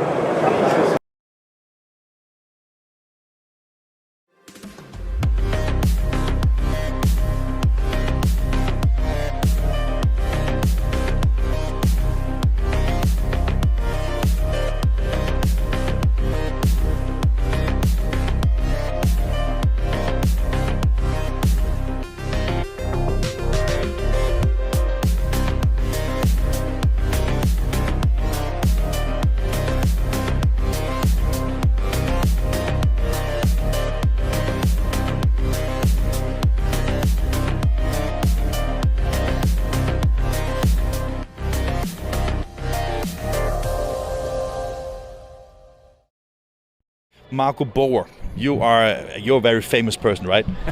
I don't think so. I'm just a mere analyst. But you are still like one person that you go to if you want to have a little bit forecast and views on the future, right? Yeah. We've been doing this for 30 years, and you know, I'm Dutch, so I'm very diplomatic. So I can say things that are difficult to say in a really nice way, and still have people walk away going, "Okay, I know what's going on," and you know, we'll just deal with it. One of the reasons why I wanted to talk to you today was because I heard, of course, Jeff Jacobson's keynote yesterday, but I also heard what you were talking about, trends. And I was just wondering, how precise do you think trends are? Well, come on. Everything in life is fluid, right? I always kid that my wife always tells me that I'm full of confidence, never in doubt, but often wrong. and so, you know, it's a moving target. But I think the macro trends are very spot on, right? The supply chain issues, the labor situation, the need for more automation, all of these things are basically baked in. Another reason why I'm asking is because, you know, with people that are working as analyst people like yourself, right? I think that the more data you can get, the more accurate your predictions will be. And I think that when it comes to the future, it's of course difficult to have data, but how much do you get supported by statistics and or is it more like census in your mind, or? So it's a really interesting question, because you made the comment, the more data you have, the better you can predict. It's not always true, right? Because you get outliers that could drag you down into a wrong rabbit hole, basically. So what we try to look at is a couple of things. Number one, what is the customer doing, right? The print provider, the commercial printer, what is their outlook on things? Because their level of confidence in terms of investing in new equipment has huge implications. We've got a really interesting thing going on now, particularly with higher cost equipment, where the shops are so busy, right? They're struggling with supply chain, they're struggling with labor. And if you come to them and say, hey, I got this great device, it's $3 million, it's going to change your life, they look at you and say, you know what, I got so many other problems going on, I'm not ready for a new adventure right now. Now the irony is, those who have preceded them and have already invested, they're figuring out how to drive that business. And so in our business, so this is like the little secret, right? What you're finding is that the consumable usage is growing like you wouldn't believe. It's fantastic. The equipment sales, a little tepid depending on the segment that you're in, but the net effect is because consumables are more profitable than hardware, most of the equipment vendors are doing really well. And oh, by the way, the print providers, the commercial printers, are doing embarrassingly well, right? Because they've cut their cost, they're able to put price increases through because the raw material cost is going up, paper, plastics, right, ink cost. And so at the end of the day, I said earlier, this is the first time in 30 years that I can recall where print providers are actually able to pass on price increases and customers are willingly paying them. another reason again for asking is because also one of the reasons why I take that Jeff Jacobson's particular interested in your viewpoints is that, for example, with the labor shortage, I think it's kind of evident that the more you can automate your processes, the less you can actually you need people, less people basically, right? And I was just wondering, I mean, or they change positions to something differently, right? And I was just wondering, so can people be so busy that they don't see the wheel getting invented? Yes and no. Okay, so you're right. Short term, everybody is just very upset about the supply chain issue, and that's, I'm putting out the fires now, right? But the reality is that at the end of the day, it's a general economy. People don't want to do meaningless work, right? Repetitive work. And so it's now reached a stage where, as a print provider, not only can I not get the people, frankly, I've come to learn during COVID, I don't want them, right? Managing people is a problem. I mean, I shouldn't say that too loudly, right? But it's really not easy. And so what can I do to motivate my staff? And more importantly, how can I get them to move up the value chain so that the work they are doing actually becomes far more meaningful and far more revenue generating? And so it's a change in business model. And what's really happened during COVID is, for years we haven't wanted to make the changes, right, in our employees and our staff because it's uncomfortable, right? Things are moving along okay. Many print providers are effectively lifestyle businesses. It's nice, and we've not wanted to make the hard decisions. And then what happens is when a crisis like COVID happens, all of a sudden all those rules are out the window. And so now I am making those hard decisions. I am getting rid of these 4 people, and I'm going to hire one guy here who's got a totally different skill, and I'm going to invest in some new equipment, some new software. And all of a sudden, my God, I probably should have made this decision years ago, right? But I didn't have the as Kevin Warren said, the boldness in me, right? Or maybe the outlook, actually. Well, yes, I mean, basically, we're all a little too comfortable, right? When we talk about printing companies, one of the KPIs or the measures that I often use in my own analysis, I'm not an analysis, but I'm curious, right, is the productivity, right? And if you look at productivity as a very simple term, you say it's revenue divided with number of headcounts, basically, right? Yeah. That's at least one way to do the. And I was just wondering, are you familiar with when the labor skills get more educated, maybe also more expensive? Have you and you fire people to get more skilled people and more automated, whether that.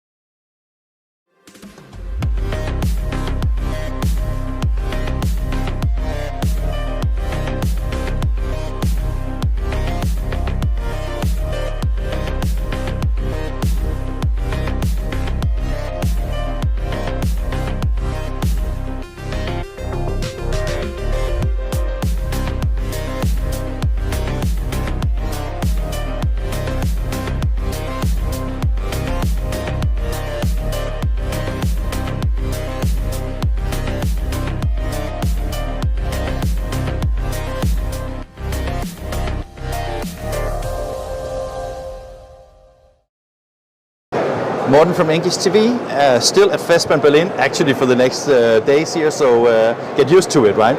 I'm here with Bart from Mondi. Mondi, I mean, they show all that equipment on the show floor, but they can't do anything without you guys, can they? No. That's, we are big supplier to the industry with different paper grades, either as base material or more important also as print material media that can be printed directly, produced from fresh fibers, from recycled fibers, And then, we also have converting plants that can do the upgrading of the material for the specific applications. How difficult is it? I mean, if you look at the graphics arts industry, everything went from flexography to offset to digital toner and now to inkjet. How difficult is it from a substrate manufacturer to keep track on all the development and make sure that you have the right applications and the right substrates for the right applications? Remember that development of offset and the maturing of offset took several decades, maybe even several hundred years, where inkjet media and inkjet printing is booming and is coming up very quickly. And in that development, it's also very difficult to have a universal product suited for all the different applications. So we are working hard. We have an R&D team. We have a specialist that can develop products in the right direction and make. And the dynamics in those markets are changing. Also, the competitive landscape is changing, and we are trying to develop products for suiting new applications. And of course, what we also try to take in consideration is our environmental footprint. We want to ensure that what we supply and what we provide leaves the lowest possible footmark on the environment, is recyclable, compostable, and therefore we also have a plan to further reduce our emissions and to make sure that all those products are compliant with the goals we set to ourselves in our MAP 2030 and in our Green Spirit approach. Talking about the market, I mean, everybody of course know that the paper demand is higher than supply. To the supply crisis, at least from a Mondi perspective, or well, on the short term and then on the midterm, I see big challenges. Still, I don't think they are limited to the paper industry. It is a lot of industries that are under pressure. Basically, it's affected, and it is everywhere. It's the raw material, it's the transport, it is additives, and I hope that the market stabilizes a little bit. But I would really need a crystal ball to tell you how the future will look. If you find that crystal ball, I think a lot of people would like to have a version of it, right? If I had that crystal ball, I would not standing here, but enjoy Monaco or somewhere very sunny. So when we look at, let's put aside the supply because we can't do anything about it right now. What is the reason why people should work with Mondi? Well, Mondi is at least the enabler of stability and sustainability. We are a big group, we are a healthy group. We have plants and we have a large portfolio of paper products and packaging products. We care about the environment and support you and as a customer to to minimize your footprint and at least where we do have a footprint offset with the right projects and the right applications. Where are your plants located? Our plants are globally located as the Mondi Group. For Mondi uncoated fine paper, we have plants in Europe, in South Africa, and also in emerging Europe. We have different facilities. Fantastic. Anything you want to show or talk about? You have the stage, my friend. We are here to promote three of our elements out of our paper portfolio because we have. And these are of course very specific to the FESPA segment, right? Indeed. We have inkjet dye sublimation papers for producing textiles in all types in a digital way, supporting reshoring. So produced in Austria, converted in Europe, and then used in Europe to produce textiles with very short lead time and with a capability to produce in smaller quantities. Then we have the large format printing portfolio. Which we see also everywhere here, right? Yes. The large printing portfolio are papers treated especially for inkjet material. And yeah, we have our brand Color Copy. It's a long-lasting and well-standing you brand see that, name. right? Yes, indeed. For color laser printing, we are extending also our applications there and make it suited for inkjet printing, have a special surface treatment, and with that, it's also well suited for large format printing. Fantastic. And then last but not least, and that's also maybe not visible everywhere here on the FESPA, base material for coating, for lamination. So we promote papers here as base papers for further enhancement and for specialized technical applications. You talk about the one of the values that why people should buy from Mondi is that you have a very solid company and you have a good legacy in the industry. I was just wondering if you are in the industry and you are thinking about who you I mean, to the layman, is there like a really big difference who you choose, or what should a customer choose to work with Mondi from? Is it the supply, is it the quality, is it the relationship, or how do you try to value that? You can join Mondi tomorrow. Thank you very much. It's the supply, it's the sustainability efforts, it is the security of supply, it is also our financial stability, enabling us to be a safe haven or a beacon in times where there's a lot of disruption. Fantastic. And you know, I am actually just got an invite from Thomas Wimmer, your colleague, that I'm going to make a film from one of your factories, so I look forward to it. Look forward to receive you then. I have been in the industry for so many years and I still haven't seen a factory, so it's about time, right? Okay. Bart, it was great to meet you. Nice meeting you. Thank you very much. Okay.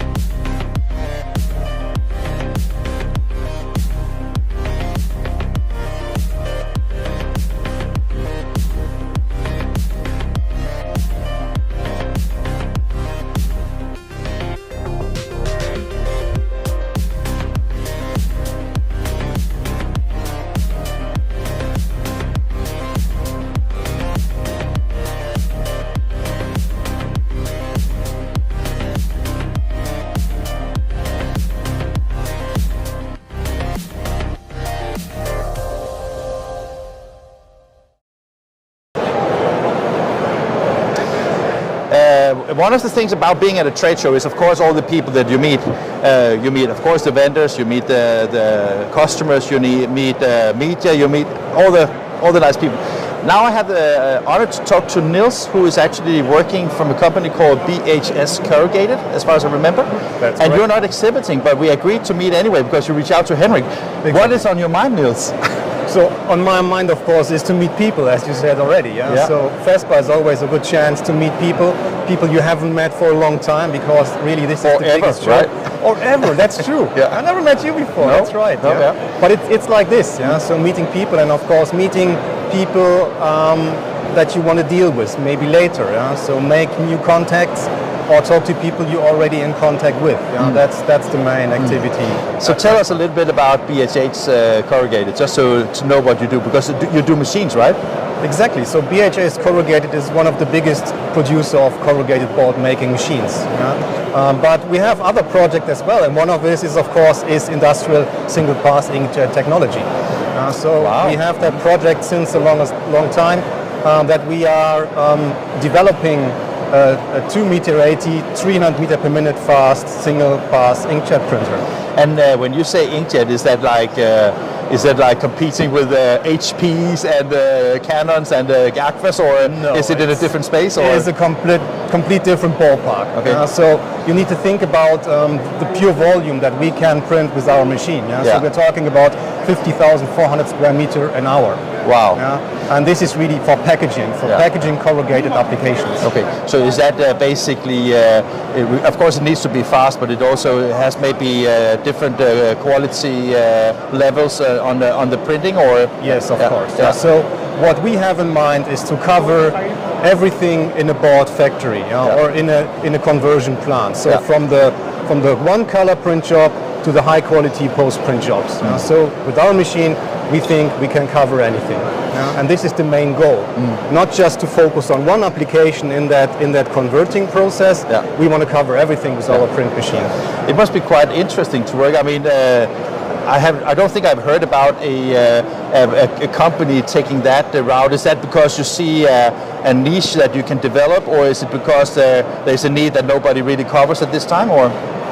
We think that need, which goes in parallel with the volume. This is not covered at the moment. So everybody's talking about, yes, we can print roll to roll, we can print here a little bit on boards, but to cover the whole volume, nobody is taking this approach. And this, of course, is something very unique. And we developed a process called RSR as well. So we can print with our machine roll to roll, but we can print inline with the corrugator. That means we are printing to corrugator speeds. Which makes it very unique, of course. And that also basically means that if people at any point are talking about how you see the value creation and the added value to any product you deliver in the industry, basically you say that I think there's a growing demand for corrugated in all segments right now, also because of the Amazon effect. But at the same time, you can increase the profitability because you can offer uniqueness to the packaging. And I think that I saw an interview with a guy some years ago that was saying that basically that sometimes even if you pay 1 cent more for a box, it is actually perceived way higher value if it's a printed box, right? Yeah, and there is more added value. So what we can provide to customers with our machine is the volume, it's the quality, it's single pass, and of course we have applications like varnish. So we can print full area varnish, we can print digital varnish as well, and more important in these days is variable data printing. So think about QR codes. Each box is a different QR code, and this is what is digital about. Providing customers the ability to create boxes that are very unique for their customers. So let's say that I'm a customer that wants to buy boxes with a QR code. Can I mean, I'm just thinking loud now, but could I eventually order 10,000 boxes with 10,000 unique QR codes, and then when I get kind of invoiced for them, I have a list of all my QR codes so I can individually address them, or how does it work? Yeah, this is the way you're using your workflow. There are different kind of workflows you can use to make this happen, but this is definitely the future. If Morten orders a box today or something online and you receive it 2 days later, maybe 2 days is too late, you want it tomorrow, then of course it's your box with your name on it, and potentially inside is printing something which is very special to you. I was thinking also on the sustainability agenda, it could mean a lot, because basically one of the very important things is that you have the traceability, and if you have the QR codes, you basically know the origin, you know what's going into it, right? This is how we see QR codes. So for us, QR codes are twofold. One leg of that system is the internal use of a QR code to follow through the whole value chain. Now this is very important. The second one is for end customers. Now that in the QR code can be an information for end customers which has value to them, which is then the added value for for the brand owners, for the customers, that they can do marketing with the kind of QR codes. You see that already in label, you see that in high quality packaging, like these drink packages, where you see that very often already. But this will be the future for normal corrugated packaging as well. So just to get to understand you 100%, are you a machine manufacturer or are you a supplier of corrugated boxes? No, we are a machine manufacturer. So basically what we're talking about here is that the next generation of BHS is basically offering these capabilities. So let's say that you are a company that wants to sell corrugated, whatever. Basically, this is the opportunities that you see in the next generation of these machines. We are selling a complete solution. It's called the Box Plant Vision. This is not just a corrugated board making machine. That's a digital print system. That's the roll logistics. So we are working on driverless forklifts, AGVs for transporting rolls from stock to the machine to the corrugator. So it's really an entire ecosystem basically. Yeah, it's more or less an ecosystem, a galaxy what we want to create for our customers. We have software engineers, we have mechanical engineers, so all the capabilities are there to make this box plant a reality in the future. And how do customers take on to this approach? The customers are very happy that somebody picks it up because this is their real pain point. They don't want to deal with different companies. They want potentially everything from one company that has the ability and the knowledge because BHS is in that business since centuries. So we are the experts. We are good in paper handling. We are very good in machine making, and now we are in digital. And you are putting a huge pressure on your competition, right? Of course, but is there competition? That's the other big question. Let's leave it with that. Thank you, Mark. Thank you very much. Good to talk to you. Good to meet you too. Thank you. See, I learned a lot of things here because I mean, we all know about corrugated boxes and things like that. But did you know that it was actually possible to have like QR codes, both for sustainability and traceability, but also for personalization? I think Nils just gave some very good. Your website's BHS-corrugated.com or? BHS Corrugated World. You got it, right? Different to spell, but easy to find. Fine. Thank you very much.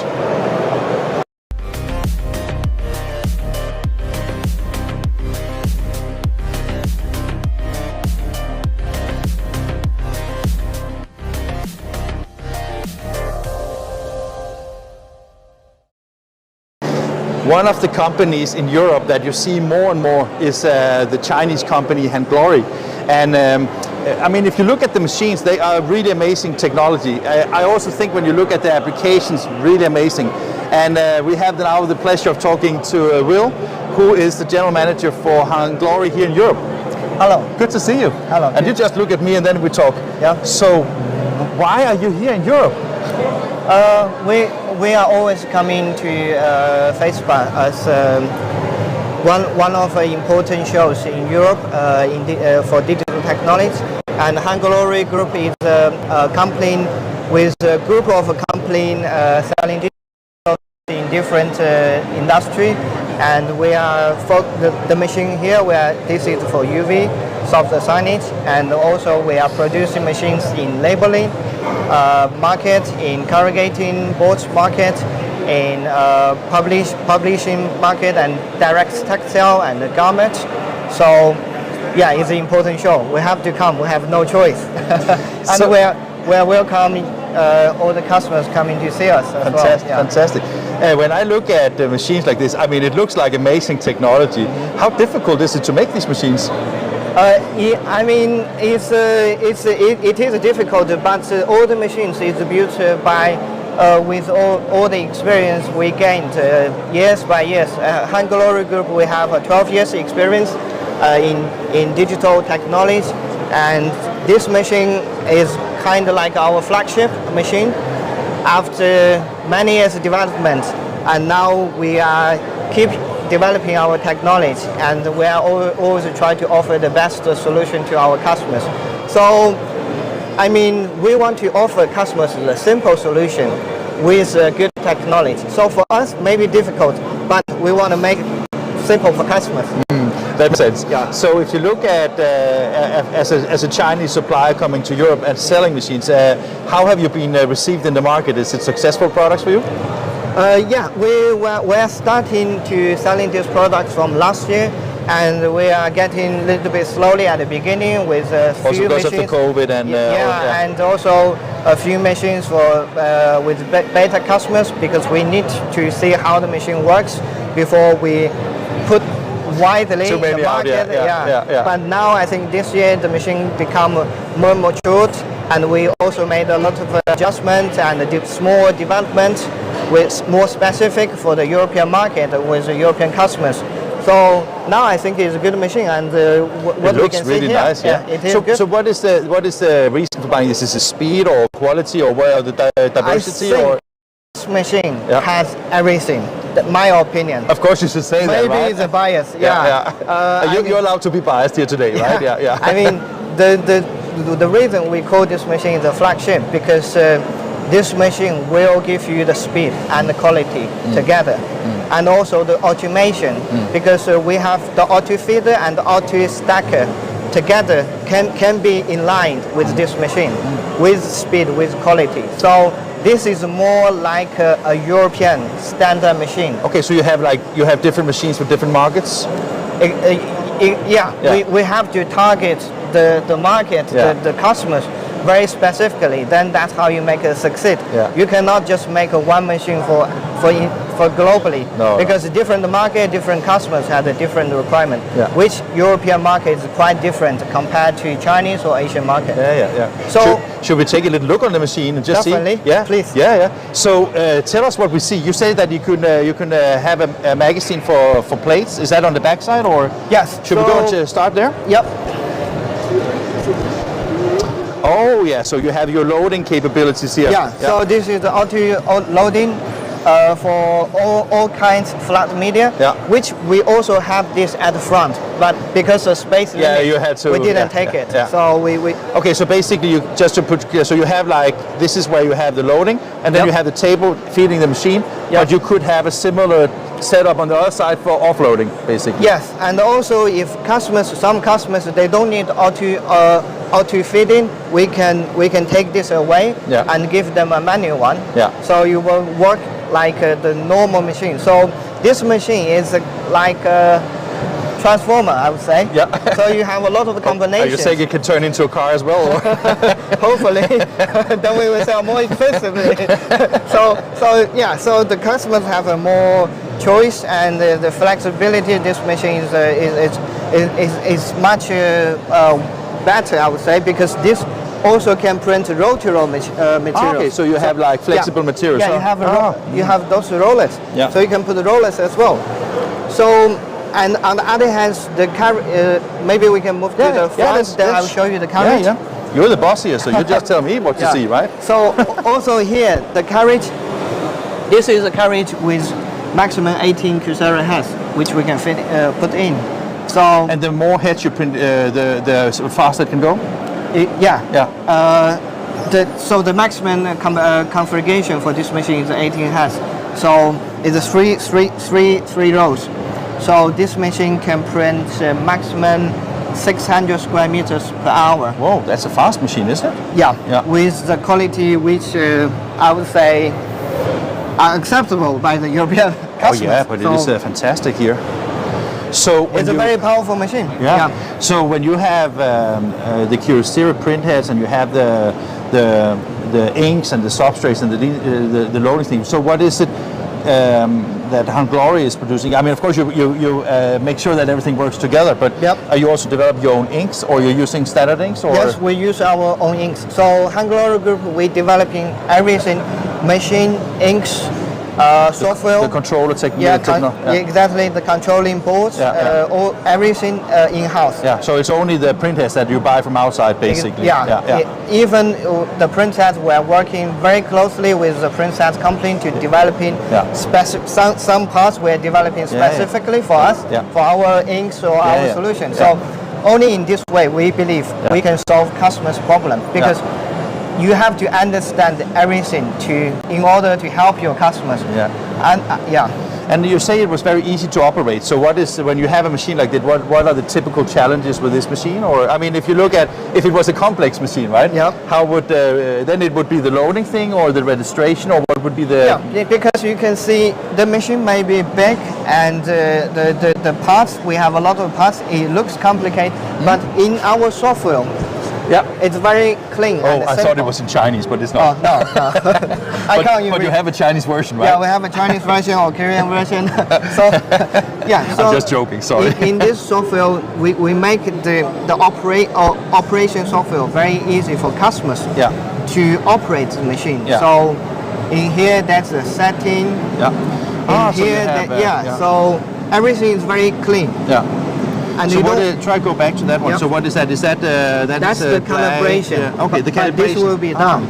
So the customers don't even need to enter this page for production. So that's everything they need to click for production. So you have made a lot of the processes automated. So make sure that it has a little operator intervention. Okay. Exactly. So not like some other machine. Maybe you have to set a lot, which looks quite complicated. So we have make the setting ready for customers. Yeah. And customers only need to choose the mode. Okay. Yeah. So that is basically the cost of production, because basically it's how much ink you put on the software. And also the quality they want. Yeah. So they don't have to mess with different configuration or specification. Yeah. So when customers buy this machine and they meet Hanglory for the first time, how is it to be a customer with you? Is it a good experience or what? Yeah, I think it's we are also trying our best to give customers a good experience. I mean, maybe we are not perfect, but at least we can let all... That's the reason why we go to work tomorrow, to become perfect, right? Yeah, exactly. But at least we can let the customers feel we are very sincere to work out of our best.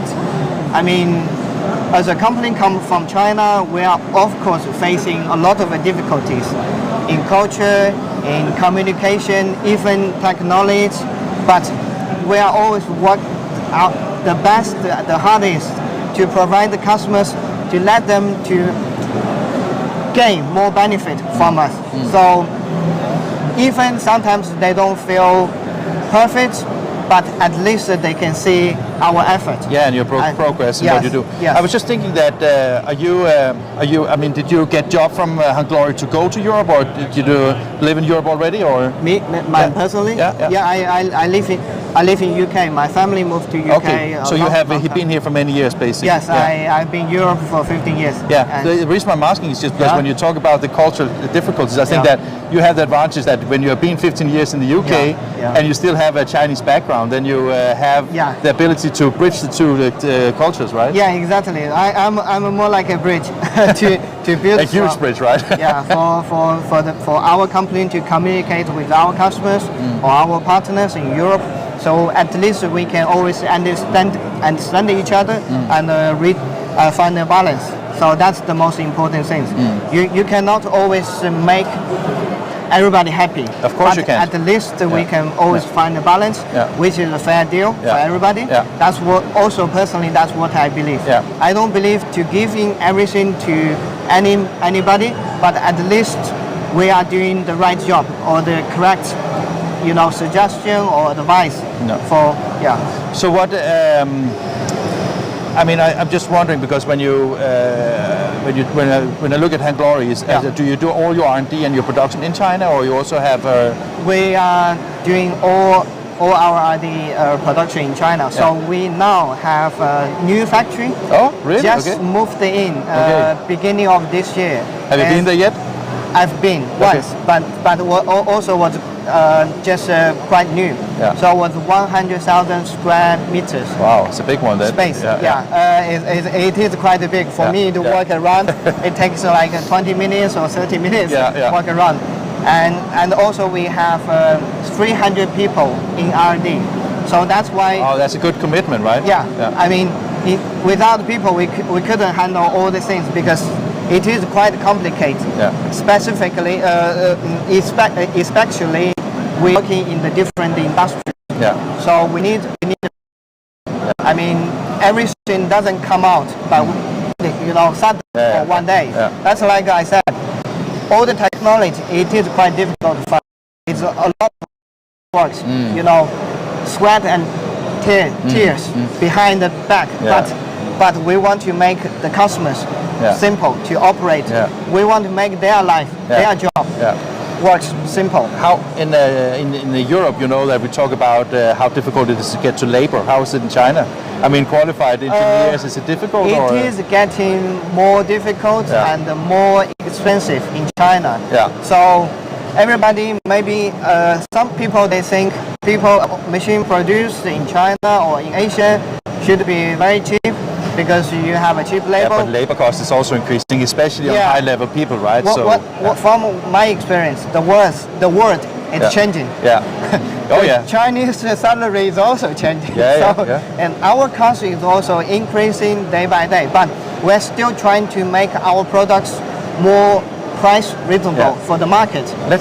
Before we continue, I was just wondering, because you also have other machines. What is that machine over there? Okay, here. I think we can work. Yeah.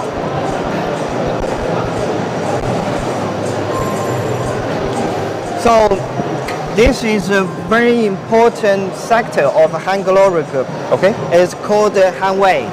It's one sub-company. We are focusing manufacturing digital machines for corrugate industry. So that is like corrugate boards like this.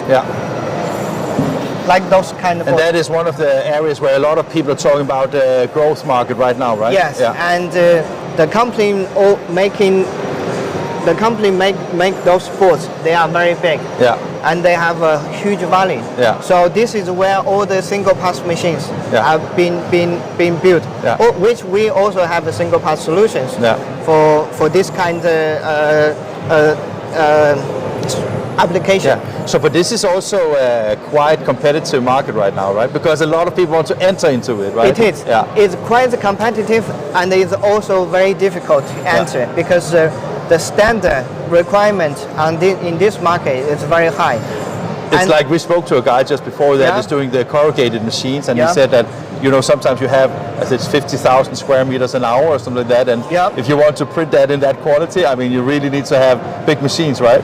Good, big machines, good machines, and very high quality machines. So I would say this is the top market for digital technology, which also Hanglory Group have invested a lot of resource and money and R&D in this part.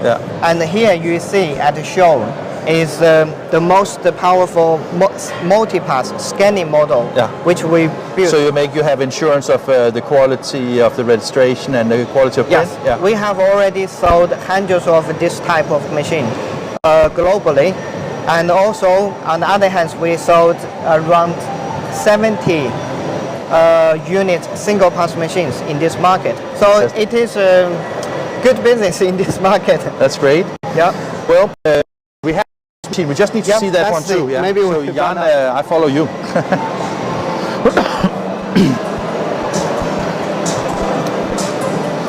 So Will, is it fun to be a FESPA? You like to be here? FESPA is always let's say it's fun because we enjoying the environment, the people come in, the food, the cities, but it's hard work. It's never easy to get everything ready. And I take that you're tired on Friday, right? I hope I will be, but after a few drinks, maybe I will be relaxed again. What do we have here? So this is a hand top UV. So there's another brand under the Hanglory. Yes, this is another sub-company we have. This hand top is specifically focused in UV solution with a softer signage for the application, and also all this has been printed by ourselves, so it's a good reference for customers to see. And flatbed, I think this is a common machine, and also it's very matured products. We're selling, I would say, thousands of them. Oh, really? Okay, already. So that is like a bread and butter business, or? Yeah. We're joining the 12 years business we are doing. We have sold globally thousands of those flatbed. On the other hand, also the road, the hybrid, you have two, I didn't that's see that also a machine. This is also a machine we're selling daily, let's say. Oh, really? Every year, this type of machine we're selling maybe every year around 300, 400 sets, just for this type of machine. Yeah. So it sounds to me that your business is going very well, right? Hanglory Group, it is growing very fast in this market, and that's why we have our new factory. Yeah, of course. That's where the money comes from. Yeah, yeah. On the other hand, we are in the process of IPO, so. Oh, really? Yeah, hopefully. Well, that would be interesting, right? Yeah, then we can be listed in the stock market, and we can invest. Is it in Beijing or in where will you be listed? In Shenzhen. In Shenzhen, okay. Yeah, in Shenzhen, in China. Yeah. So hopefully we can have more, let's say liquidity to increase even more, right? invest in technology and giving customers better solutions. Let's say. And what about your competitive? I mean, the competitive situation. What is the biggest challenge for you? I mean, you have competitors. I can see that. Yeah, right? We have a lot of competitors, but we don't see them as competitors, to be honest. Okay. Because what we say, this digital printing is gonna be the future of printing. Yeah. So basically, you're exchanging a lot of analog equipment with digital, basically. Exactly. So it's the technology. It will last for many years. So it's good to have a competitor because we are all in. And it pushes the boundaries a little bit. Yeah, right? we are all developing, contributing in digital technology for our customers. So I think it's a good thing. We are not against each other. No. It's a big cake, which Hanglory Group is only, let's say, a small part of it to get us. Maybe 5% of the share. But I can see you have appetite for more, right? So we are ambitious, of course. Yeah. But we also like our competitors, and I think we are all growing together with our competitor, also together with our customers. So this is a good. I think it is a good circle for. It's a win-win, let's say. Thank you very much. Thank you. Great talking to you. Thank you for your interview. See, wasn't that funny to just get a little bit of an insight from a very exciting company? And did you hear he announced an IPO next year? It would be interesting to follow a company like Hanglory go public. Interesting. So let's go and see. I think the next one we're going to talk to is EFI. So stay tuned in a few moments.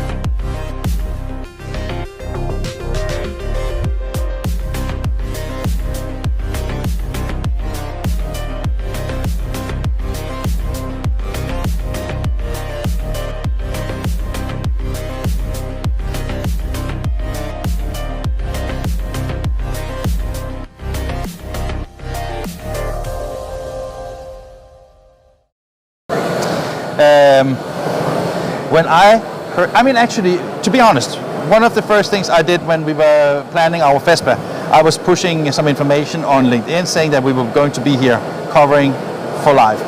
One of the first people that reached out to me was actually Rafa. Right. Is Rafa? Yeah, Rafa. Yeah. And Rafa is working for a Spanish company called PLASTGrommet.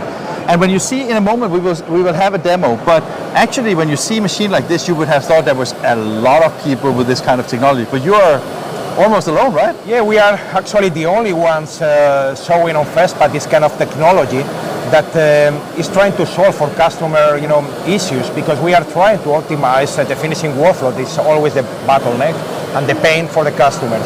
So we are trying to make it a bit more efficient. That's the idea behind.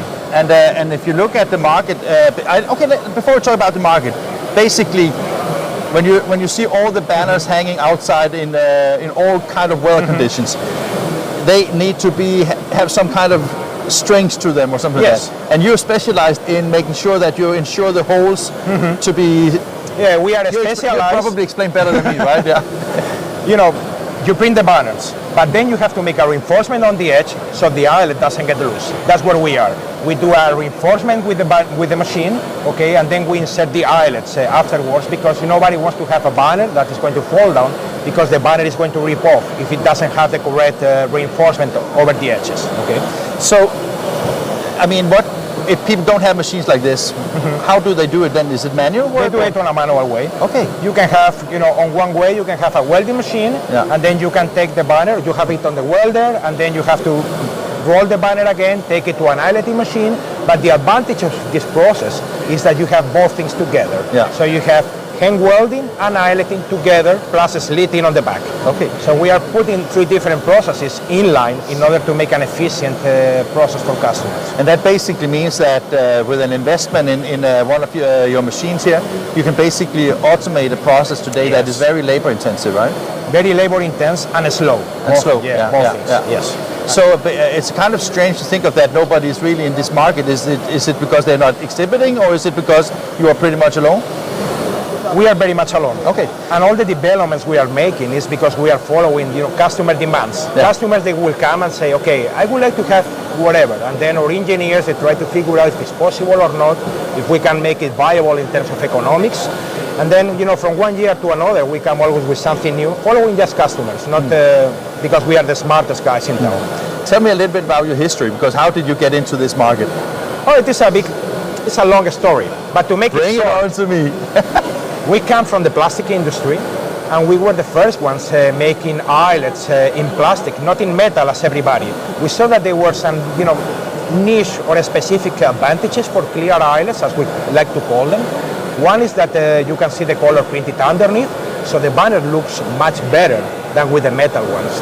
Okay, and also all the recyclability, environmental aspects, that is becoming more and more important for our product. And then we started about 15 years ago with our automatic equipment machines for eyeletting. And then we have been growing together with our customers, trying to automate more the processes. So we started with a fully automatic machine, standalone on a table, and then we came to something as big as this that can make the life for customers, much easier. So that's a bit of history. Yeah. Okay.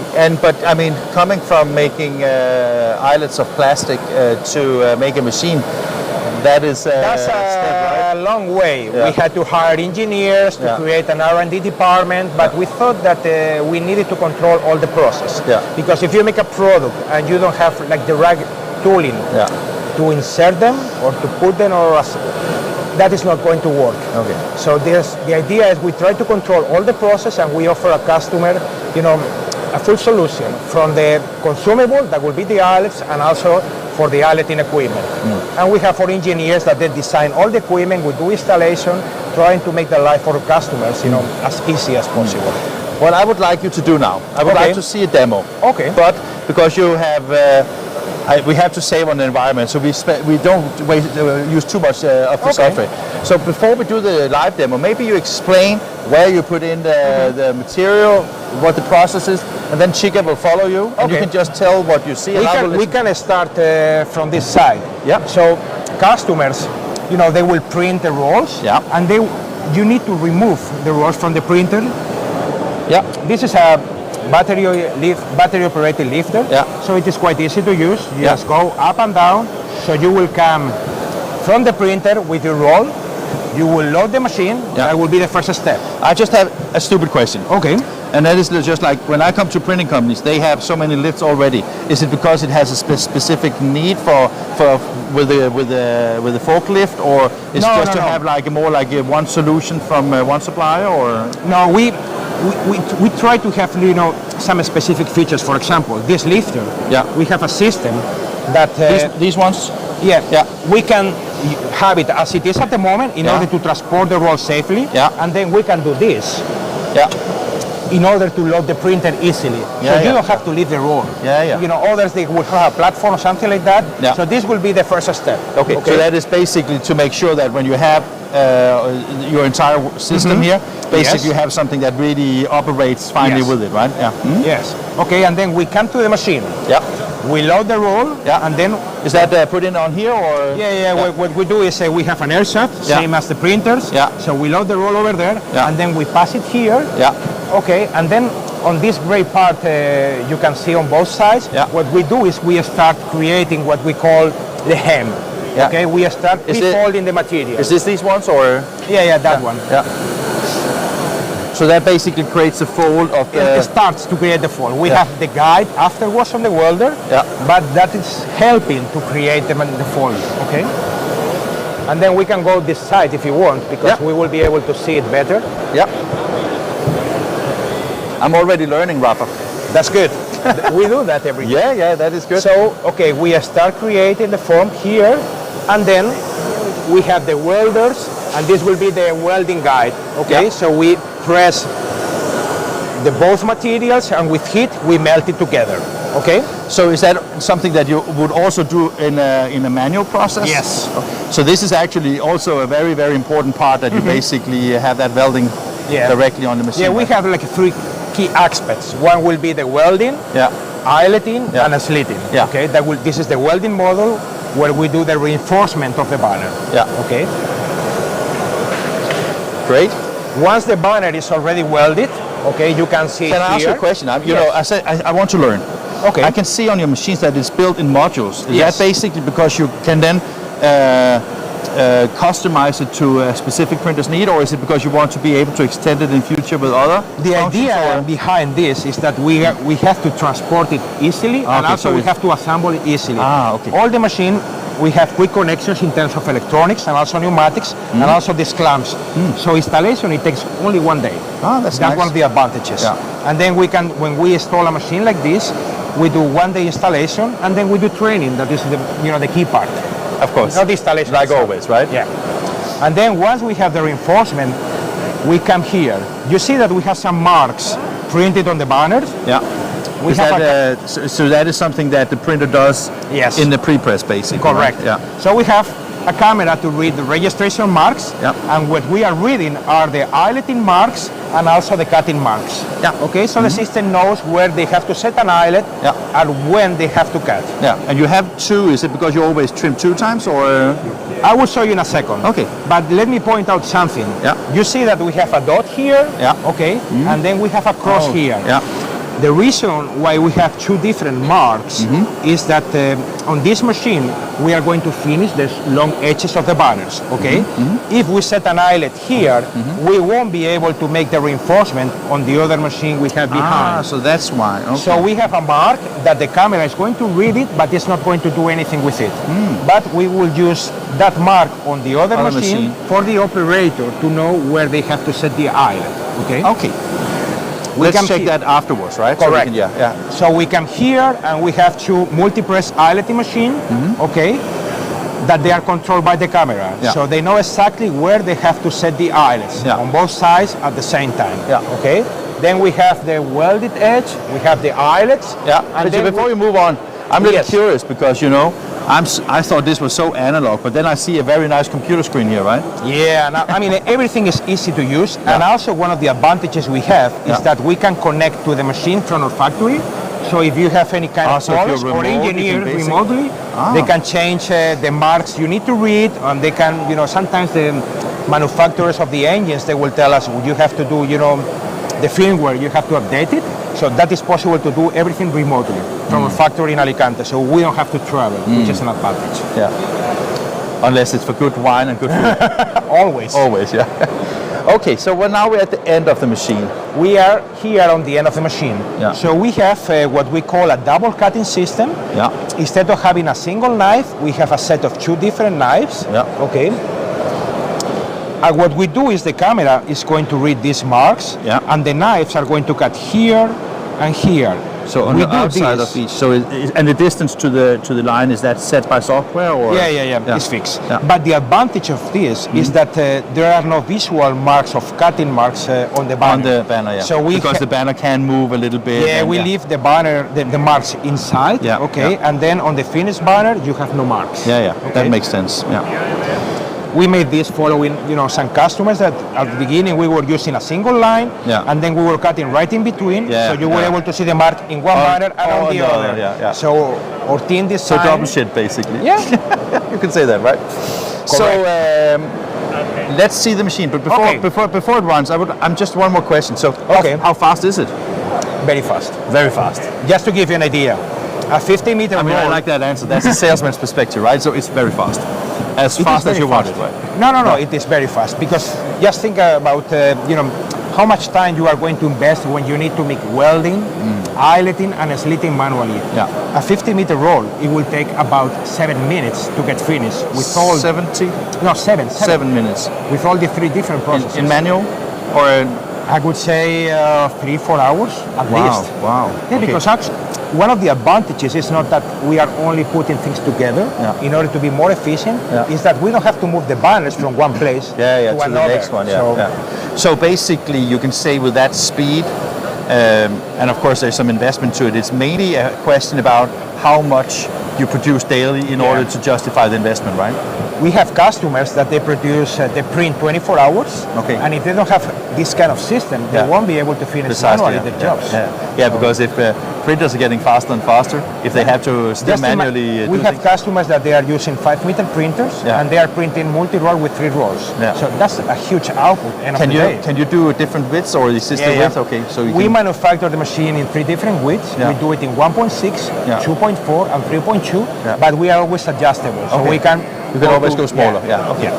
Okay, let's see it run, right? Okay, Ruben, we are ready to go. So you're the one that is clicking the start button? Yes. Fantastic. He's our head of engineer, so he's the one that designs all our equipment. So we have to move it, follow the process from the beginning, right? Okay, let's do that. So you see that we are creating the hem on the gray part.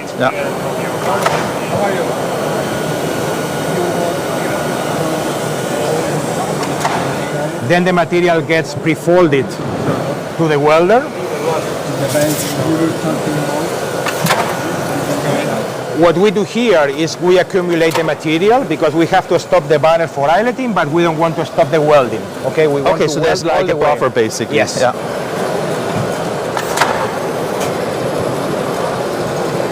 And then you put in the eyelets in the number 1, okay. Yeah, you have eyelets and washers, and then the machine will fully automatically supply them. Okay. And then this will be the output. Pretty amazing, right? I mean, if you look at it. Now we see that there is a cutting mark coming over. Oh yeah.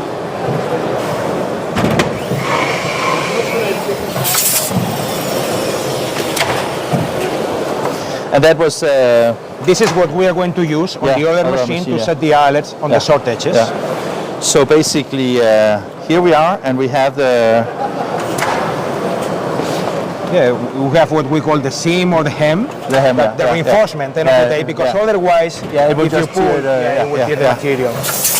And I mean, this is now on, is it some kind of vinyl or? Yeah, this is vinyl, yes. Can it do on different substrates, or is it mainly, okay? Yeah, we can do mesh, we can do PE, we can do PVC. See, I cannot figure out how to fold it correctly. See, that's how stupid a journalist is, right? No.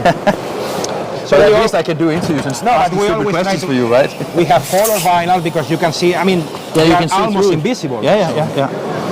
And what about, because I mean, everybody's talking about environmental impact. Is that something that you have been maybe using in, I mean, what is... what we use is, we use 75% raw material and then 25% is recycled already, because we have a zero waste production.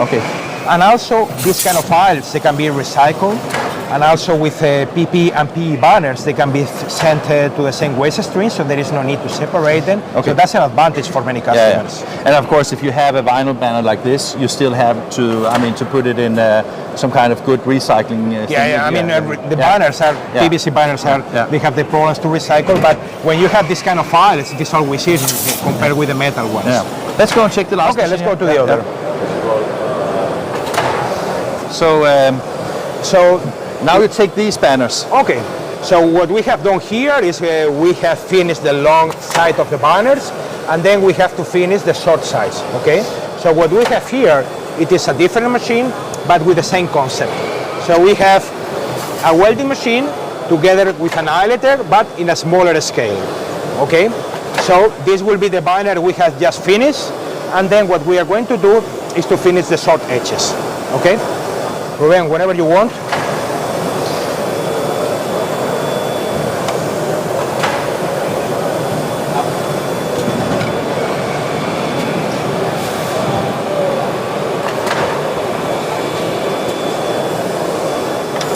We are setting the eyelets on the corner. This is the eyelet that we didn't set on the other machine because otherwise we won't be able to make the folding. Okay. Okay, so that's the end of the... Yes, it will be the end of the banner. Let's say. Yeah, okay, I understand that. Yeah. So basically when you sell this, if you want to have full productivity, you would basically need to have two machines, right? Sometimes the customer, they will use their existing equipment to finish the short edges, but thinking about efficiency, it will be better to invest in this kind of machine because we are putting together two different processes. Yeah. Obviously, you need an operator here. Of course, yeah. But it is always But on the possible. other hand, since this is so automated, you don't need an operator doing that, of course, right? I was just wondering, we spoke about before that it to some extent requires a certain volume before you can justify the investment. How big or how much production should you have before it's worthwhile looking into? When we think about the big machine, we call it all-in-one.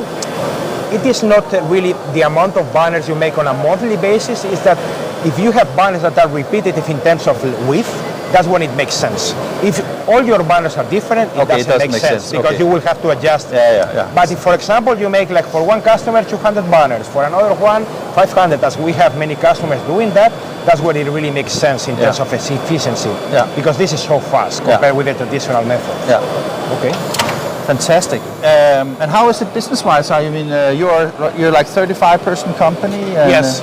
Is it growing or how is it? You said there was a change post the COVID that what we see is that customers are demanding more automation. The amount of quoting we are doing at the moment, I mean, without having been in FESPA yet, is amazing compared with other years.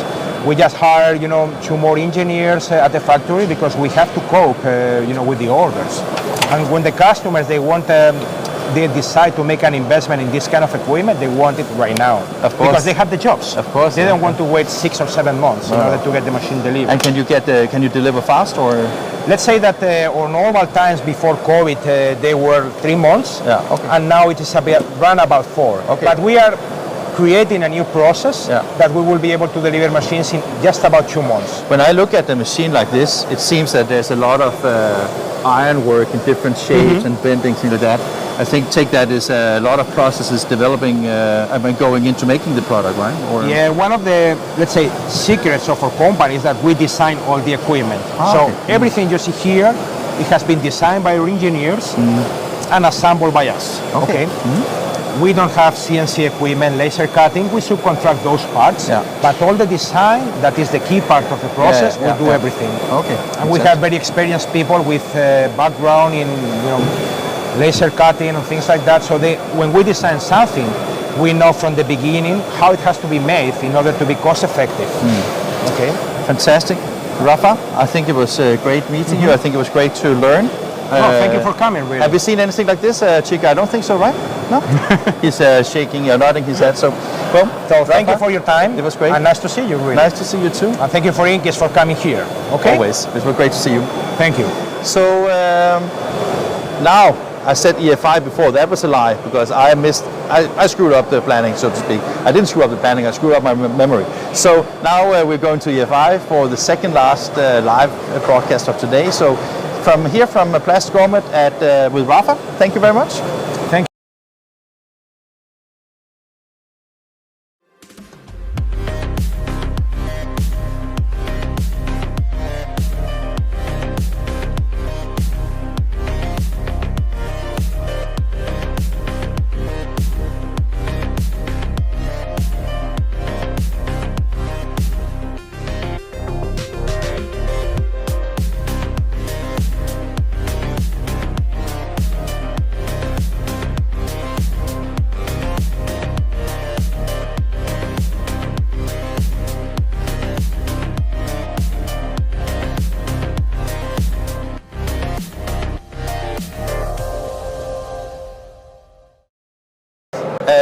This is the second last live stream of today, or actually we have made one big live stream, but this is the second last presentation interview we're doing here. I have known EFI mostly for software during all these years, but as most people know today, they are very big also when it comes to large format and all these wonderful machines that are typically the FESPA segment. Today I have the pleasure actually to meet Hanan. Hanan, hi. Hanan, great to see you. Great to see you. And I took you for being an American. That was an offense. I am truly sorry about it. You are Israeli, right? I am. Yeah. So when did you arrive here to Berlin? Just the day before. Okay. The day before yesterday. Yeah. But we had an internal sales meeting, so. Yeah. But I take it's not the first time you see this machine, right? Not at all. No. So before we're going to see the machine and talk about EFI as a supplier to the market, I mean EFI is there's happened a lot to EFI. You split into two companies a little bit more than half a year ago.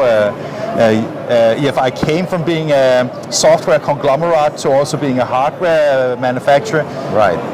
If you, in your words, should say, what is EFI today? Well, EFI has such a breadth of products in digital printing in general. I happen to be the GM for the roll-to-roll. Actually, it was also a result of an acquisition. I had a private company that I managed for many years. So it was your company, or it was my company? Okay. Yeah. So you know every screw in that machine, right? Kind of. Yeah. Okay. Yeah. And we were acquired in 2015, and I'm very, very happy that I joined EFI as part of a much bigger group and sales organization. And today we are the only product line in EFI. We are extremely successful due to EFI technologies.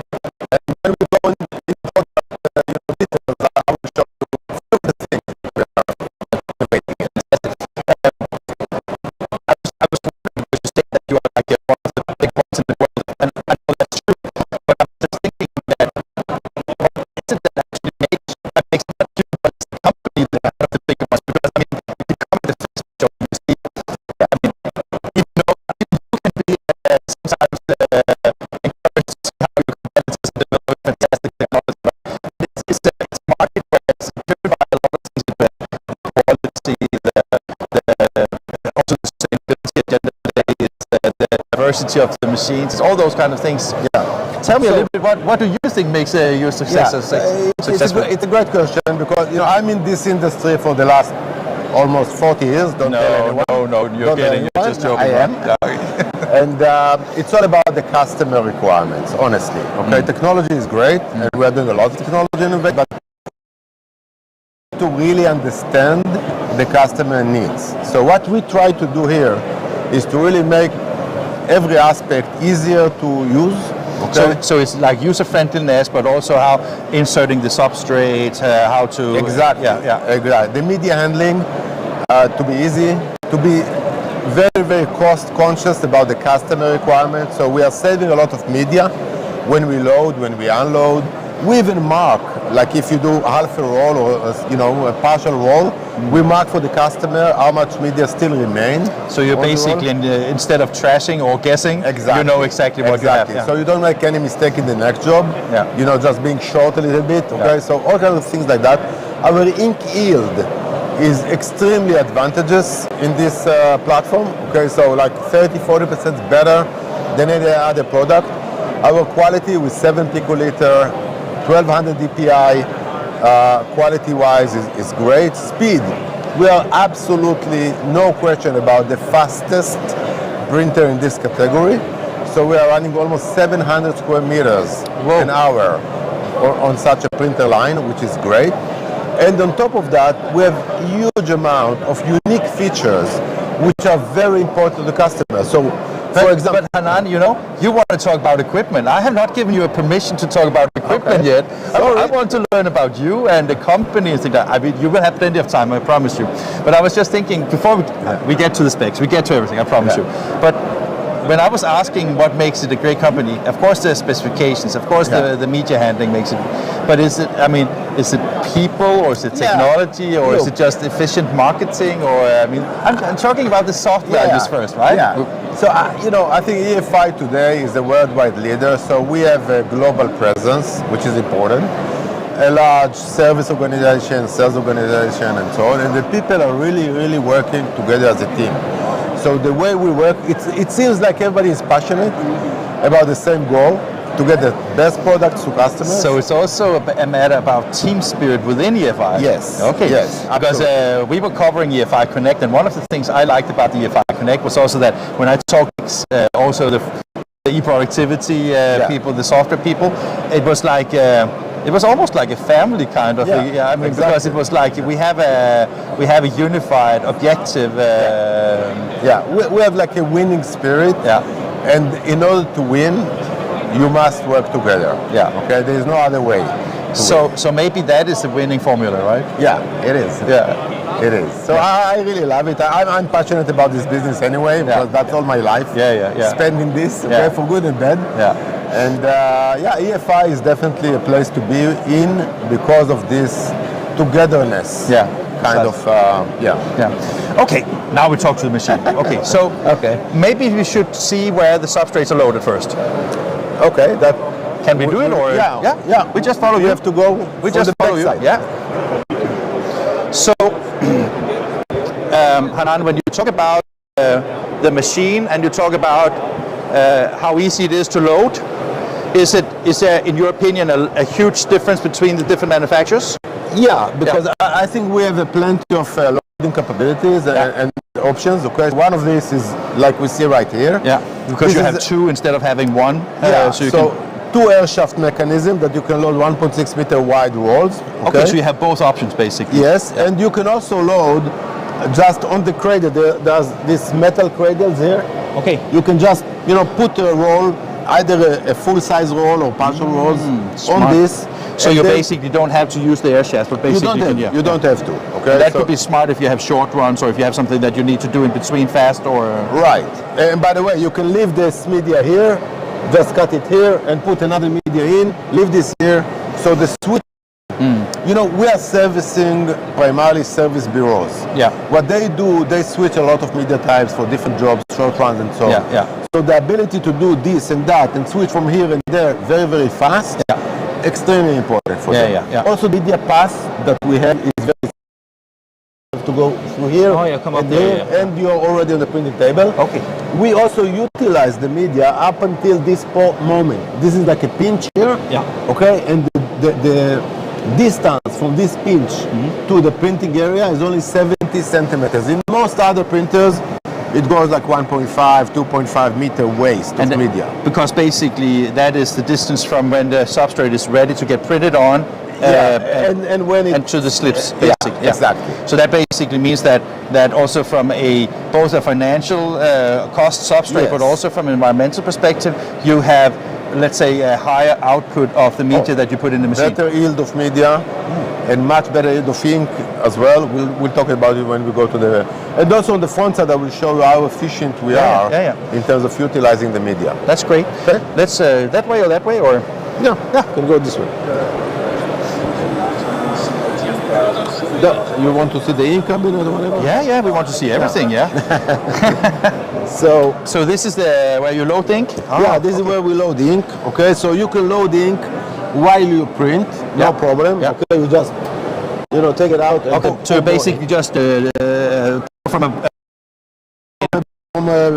plastic bottle. Yeah. While you print, you have a sensor. You know exactly where you are. Yeah. So again, we want to do things very easy and very efficient. Yeah. Okay. And here we get also you're both clear coding and white as well. Right? That's very unique because on top of the colors, we also have the white.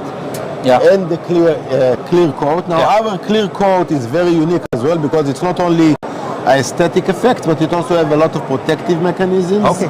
So basically means that, I was just about to say, so basically if you have outdoor material, you can basically protect it by UV layers. Right. So that's very important also for trackside applications, for example, that goes out there for many years. Yeah. So that gives them a lot of protection, and it does it in a very efficient way because it's selective only when it's needed. Okay, so a lot of savings. Yeah, precisely. And what about? And also we have a lot of options. I can show you some props later on if you like. Yeah. With a lot of 3 layers, 5 layers, all kind of things. Day and night, all kind of unique applications that we are doing with this multi-layer white. I have to ask, what is this for? That's waste. Oh, that's waste. Okay. That's the waste. So basically, you can put like a container and get the waste out. So that's easy. There is minimal waste, by the way. Yeah, but it's good to because of the UV structure. That LED. Oh, and you have the hostel, the nozzle there, right? Yeah. Okay, great, fantastic. You know, this is really a behind-the-scenes kind of film. You can see that, right?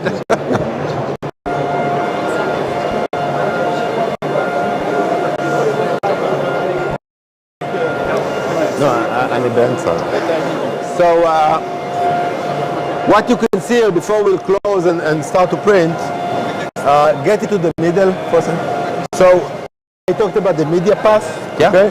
So when you load, okay, you only have to load until this pinch roller can sense the material basically. Yeah. And then when it's here, you see the waste of media is only 40-45 centimeters on the front side again. Yeah. In other machines, it can be like 3 times more. Okay. Maybe even more than that.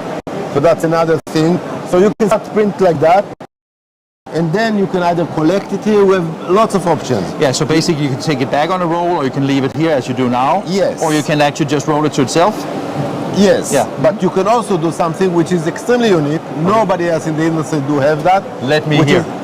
Which is the inline cutting system. Okay. So you can basically do like a 1 meter, cut it, turn it, 1 meter, turn it, and then basically make kind of sheets of it, or. תביא לי סליטר אחד ותקח את הקרج לאמצע. So we can cut X and Y. Okay? So it's both X and Y. Okay. Yeah. So you put this. You know, if you want. So this is something that you can install on the machine. Yeah. And that's why you have these frames here. Yes, exactly. So you put it here. Okay. There is a knife that you can pinch it to the edge of the media like this, and then the waste is going here. That's okay. Smart. Yeah. And the movement is coming from the rubber roller. Of course. So you don't need an engine to do anything. You can just it's a passive nothing thing. At all, and then you have zero waste because and you cut on the Y direction. It almost looks like it's 3D printed, right? yeah. Then the cutter, there is an inline cutting machine all across. Yeah. Okay. Yeah. And then you cut this way and you cut this way, and you end up with a perfect posters or whatever. Yeah. And that goes for almost all kind of substrates, or is it mainly for all kind of stuff? Okay. No problem at all. It can be vinyl, it can be whatever. Yeah. Okay. So. And if you have a machine like this, I mean, it's a huge machine, and I understand the diversity of it, but is it, I mean, when you look at the market in general today, is it speed or is it diversity? What is the main factors in your opinion? Yeah, so look, I think that anybody, any customer that have enough volume, okay, can benefit a lot from this kind of printer. And the reason is that, again, the total cost of ownership is very low. Yeah. Speed is high, quality is high. Yeah. So again, if you have no volume, looks really good the output, right? Yeah. Now, one other thing, obviously, that's the carriage. Okay, they had the printing heads. Yeah. On the side is the LED. Yeah. LED lamps for the current, basically. Yeah. And here we have all kinds of other protection mechanism against crashes. Yeah. We have a media sensor that know when the media starts and ends. We have a wrinkle analyzer that can identify if there is any wrinkle or anything in the media. Which is particularly smart for textile and things like that. Yeah. So it can elevate the carriage and continue to print without any problem. And here, what is this? Yeah, here we. I was so curious. A totally new addition that we have, which is an inline. Something you're presenting here at FESPA, or first time? Okay. First time worldwide presentation of the inline inspection system. What we do here, this is the light source. Okay. Oh yeah, I can see that. And here there is a camera and the lens. Yeah. Okay. Obviously a lot of electronics, algorithms, software, and so on. Yeah. And what we do, we inspect the print quality in line while we print. Okay. So if there is any problem, we can correct it in line during printing. תדפיס עם קאטר אבל, אפשר?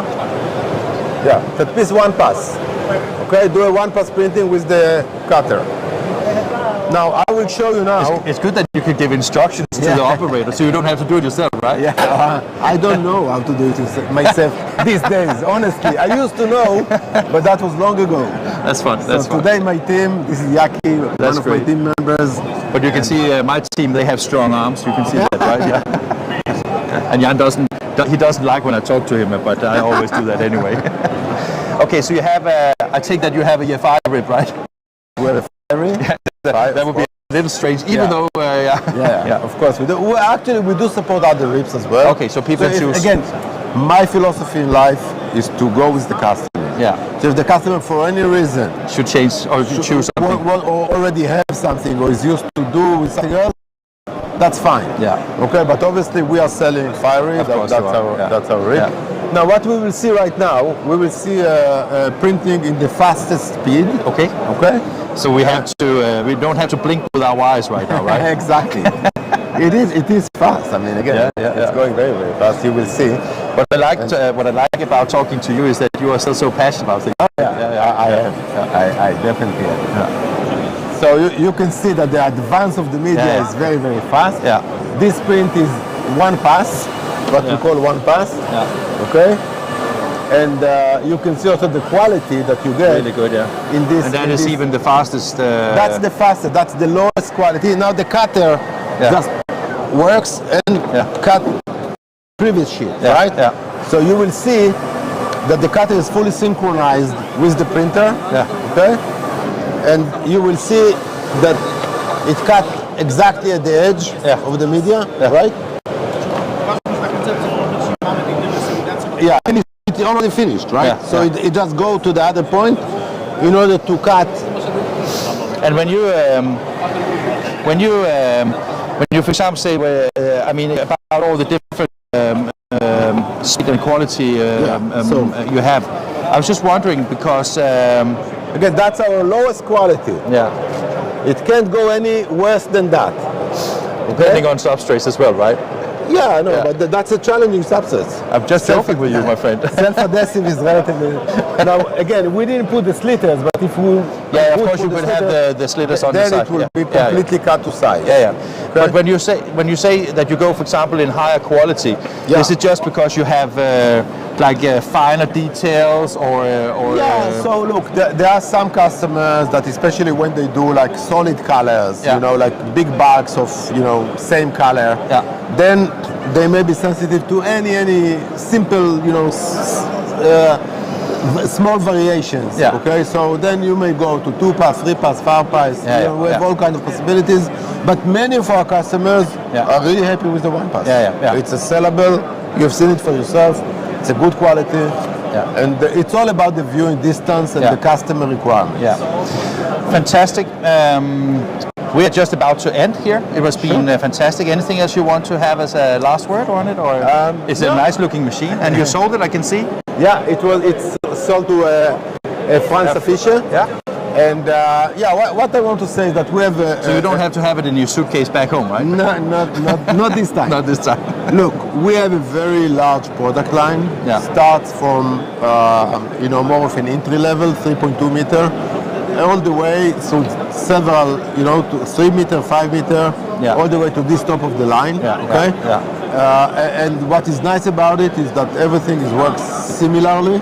So loading, unloading, and so on and so forth. The differences are primarily at the speed and some functionality which is included or maybe an optional and so on and so forth. So that basically means that what you're saying is that the range of products EFI offer is both from entry level to high end, and basically depending on what applications you have. And volume. Of course.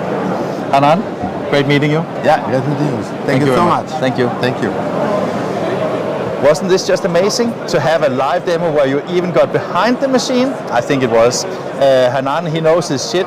He was the founder of the company that was acquired by EFI years back.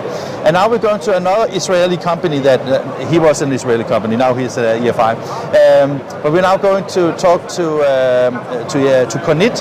So it will be exciting. We have 2 sessions with Kornit. We have one where we're talking to their I think he's the vice president in Europe, and then we also, I think it's tomorrow, we have a demo of Kornit. So really amazing, interesting, and super excited to be here at FESPA. So see you in a moment.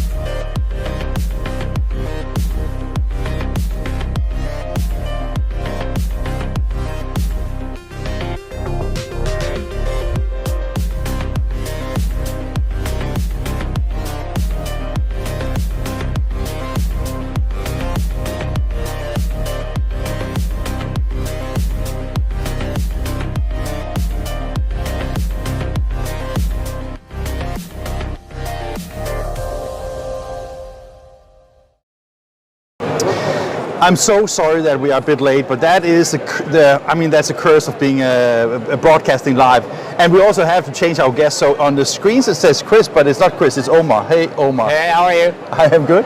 Thank you for having me. I mean, you are basically a company that makes you look so great. So is that is it a garment that has been produced by Kornit, or? Of course it is. It was produced by Kornit sustainably. It's what we do.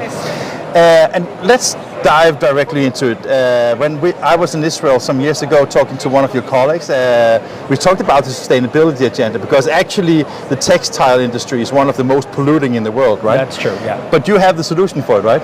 Yes. So the solution for it is not only the technology itself, which obviously is sustainable with everything that we do. So it starts from the chemicals that we use, the inks that we develop and produce ourselves, but it's also the process itself that is dry and most sustainable in the industry. It's a single-step process, so you don't rely on any outside processes. This is why we can actually rely on the sustainability. But more so, it's the overall impact that we can create on fashion and the world and sustainability in general, and that is because we advocate for the on-demand production. So our entire technology, our entire ecosystem, our customers are working on demand. On-demand is the best answer for the sustainability challenges of fashion. Yeah, because I mean, people will not stop using clothes, of course. So basically, So basically, it's more making it as sustainable as possible. I remember, because one of the questions I think a lot of people always ask is saying that, well, the reason why we have industrialization, the reason why we have mass production is mainly because you get the cost down of the last piece to close to zero, basically, right? But the case is basically that if you look at the ecosystem and the eco-cycles of the textile production today, basically you trash a lot of things. So it is not the last t-shirt you actually cost, right? Yeah. Absolutely, you're absolutely right. Because at the end of the cycle, about 80% of every apparel made finds itself in landfill. And in the way it's being done right now, you have a 30% overproduction that is baked in the model as is, because you built to inventory, you don't know what people are going to buy. Because in the past day, you used to control the trends. Now nobody controls the trends anymore. And this is why you have to overproduce, 30% overproduction. That 30% overproduction, we need to talk about this because this is an amazing process that we are. It looks so great, yeah. We will get into it. We have plenty of time, don't worry. So that 30% alone of overproduction is responsible for 145 trillion liters of water waste a year. Fantastic. Okay, that is 16 years drinking water for the entire world's population, just for the overproduction. So on-demand is the answer. There is a big gap to close because the industry works in a completely different way. We truly believe that disruptive technology is the bridge to close this gap. One of the things I can't help think about is that, I mean, obviously, I totally agree with you on the on-demand thing. But another thing that I think is also quite imperative is that when you talk about on-demand production, it's also about distribution. And one of the companies that I also know influences a lot of things with you is, of course, the Amazon, because now it's not just about the on-demand production, but it's also the fact that you can buy and get things shipped conveniently, easy and fast, right? Absolutely. So I think that the front end, the consumers, us people, it's not about consumers, but people that use fashion as a tool for... he's bragging with all the good samples here, right? I mean, he's good. He knows what he's doing. So he got his salary this month. Okay. So it's the front end is full digital, guys. There is a digital transformation taking place, and the front end, the consumers, the people are there. The designers, the people that actually buy clothes and wear them are all digital. The production means remain analog. This is the gap that we're trying to close. This is the gap that we advocate of closing. And I think we're lucky enough as a company to sit exactly in that crossroad of the digital and the analog, which really enable us to make an impact, to really transition an industry, step by step, as always is the case, but to a new world, basically. So yes, it's about that front end that is fully digital. I want to see a gazillion different shirts when I go online, and no matter which one I choose, I want to get it next day or same day, or next day, same day, whatever it is. And that creates a lot of pressure. One of the things I like a lot about Kornit is also when I see, you could think that, okay, you want to sell your equipment and you sell your inks and all your consumables and all your ideas to the existing industry, but basically you also offer to go to designers directly. I remember that showcase from New York where you had a design shop basically in the middle of Manhattan doing things like this.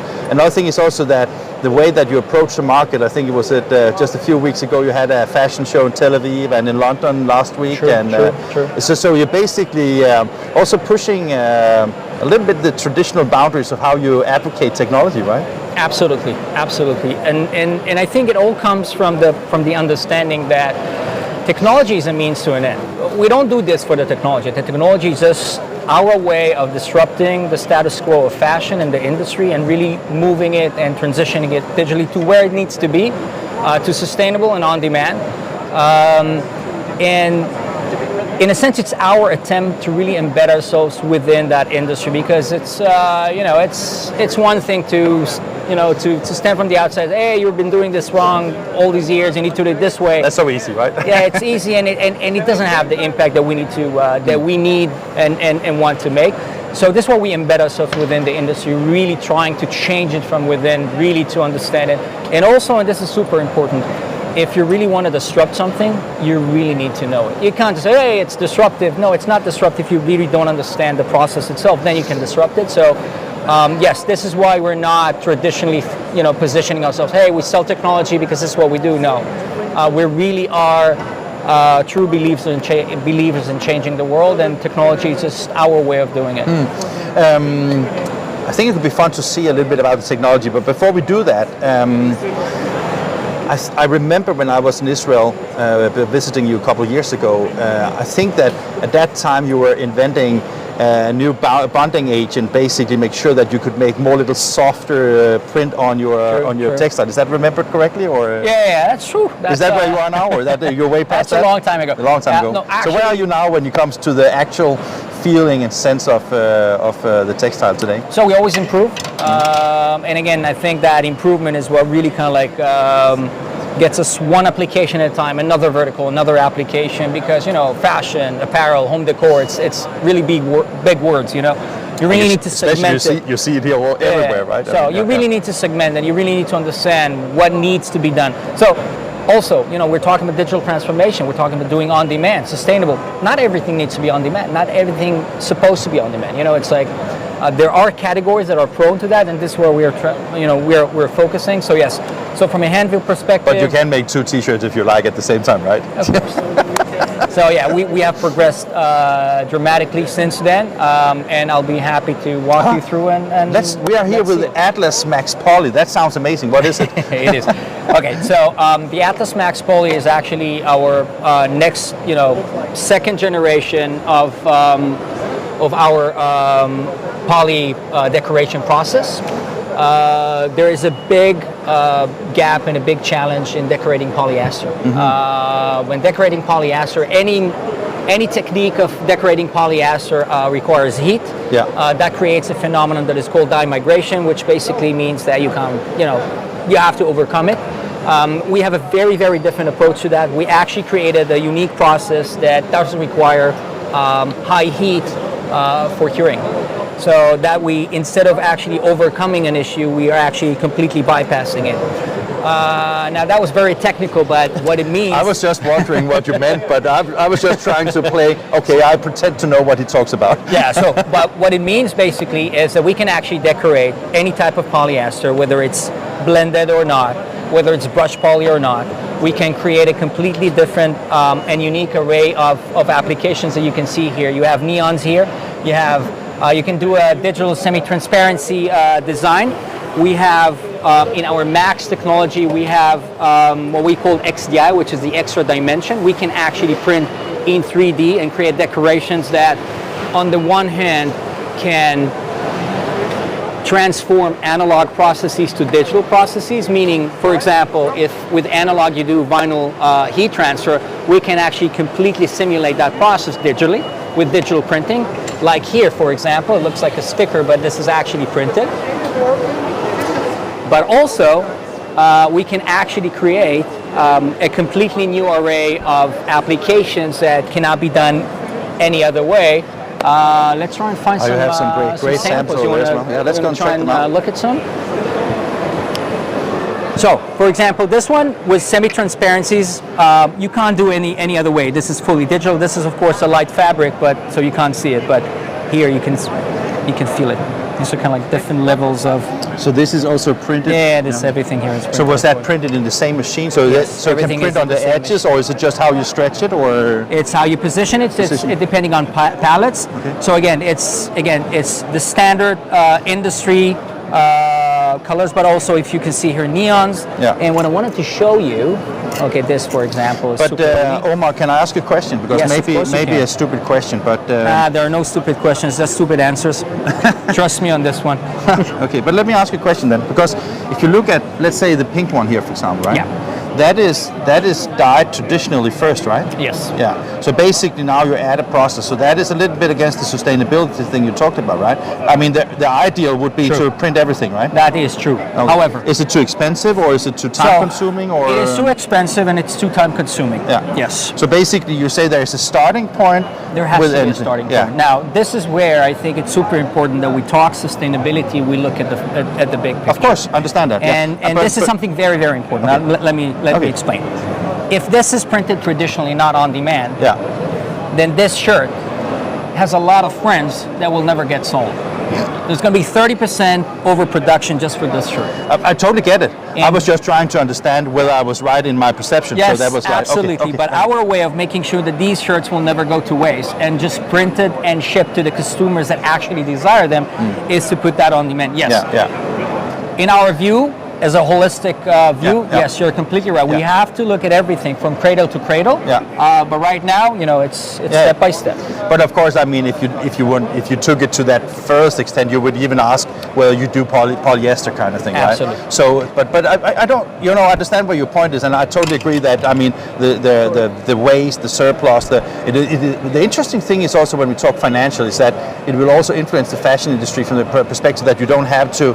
I mean, let's say that you have to overprice the first 30%, and then you can discount the last 80% or 70%, right? Yeah. So it will potentially give a more equal pricing, right? Yeah. So what it does from the commercial perspective, it does a few things.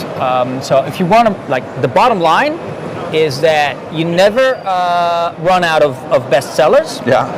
And you never get stuck with unsold inventory. Okay, so that's kind of like the bottom line. That's a good starting point, isn't it? Yeah, it's an amazing side. It's also an amazing bottom line. And I was thinking about it's also an amazing selling point for investing in this technology, right? It's an amazing, and this works for brands. Now, another thing is that what happens here is it can actually, well, you have like a full price sell-through window, right? Yeah. So you start something and you have a full price, and then very, very fast you start kind of like discounting, and then you do that. Why? Because you're afraid of your inventory. The trends are getting shorter and shorter and shorter. Yeah. What that allows you to actually react all the time. So now you can react to like with digital print on paper. You can basically react to demand instantly. And what we do as well is that we can actually right now what we did is we invested a lot in being able to simulate and emulate analog decoration. What you can do right now, and we have customers doing this, that you have the first batch comes from China, Bangladesh, or whatever it is, and then digitally you can actually copy that. It runs off the shelf, you copy it digitally, and then you have really, really fast replenishment. So basically you can have a lower print run analog, and then you can have the digital ones that are exactly. And this is the idea behind it. I mean, to stand here and it's like what I said before. You have to embed yourself within the industry. To say that everything is going to be on demand, digitally produced, it's just unrealistic. But don't question my motive. I totally understand what you're saying. I was just trying because when I saw it, I was just like, looks pretty cool. And no, I'm not talking about this. I'm talking about the fact that when you start getting embedded into the industry, understand you really need to optimize what we have and not just change everything.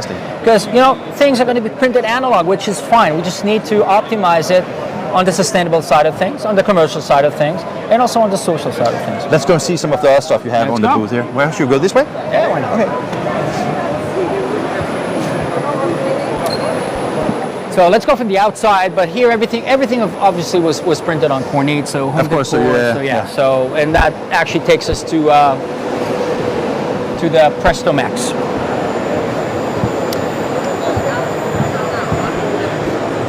Looks so cool, this both the machines, but especially the output, I must say. Yeah, so let's go from the other side, and then we'll be able to see the output.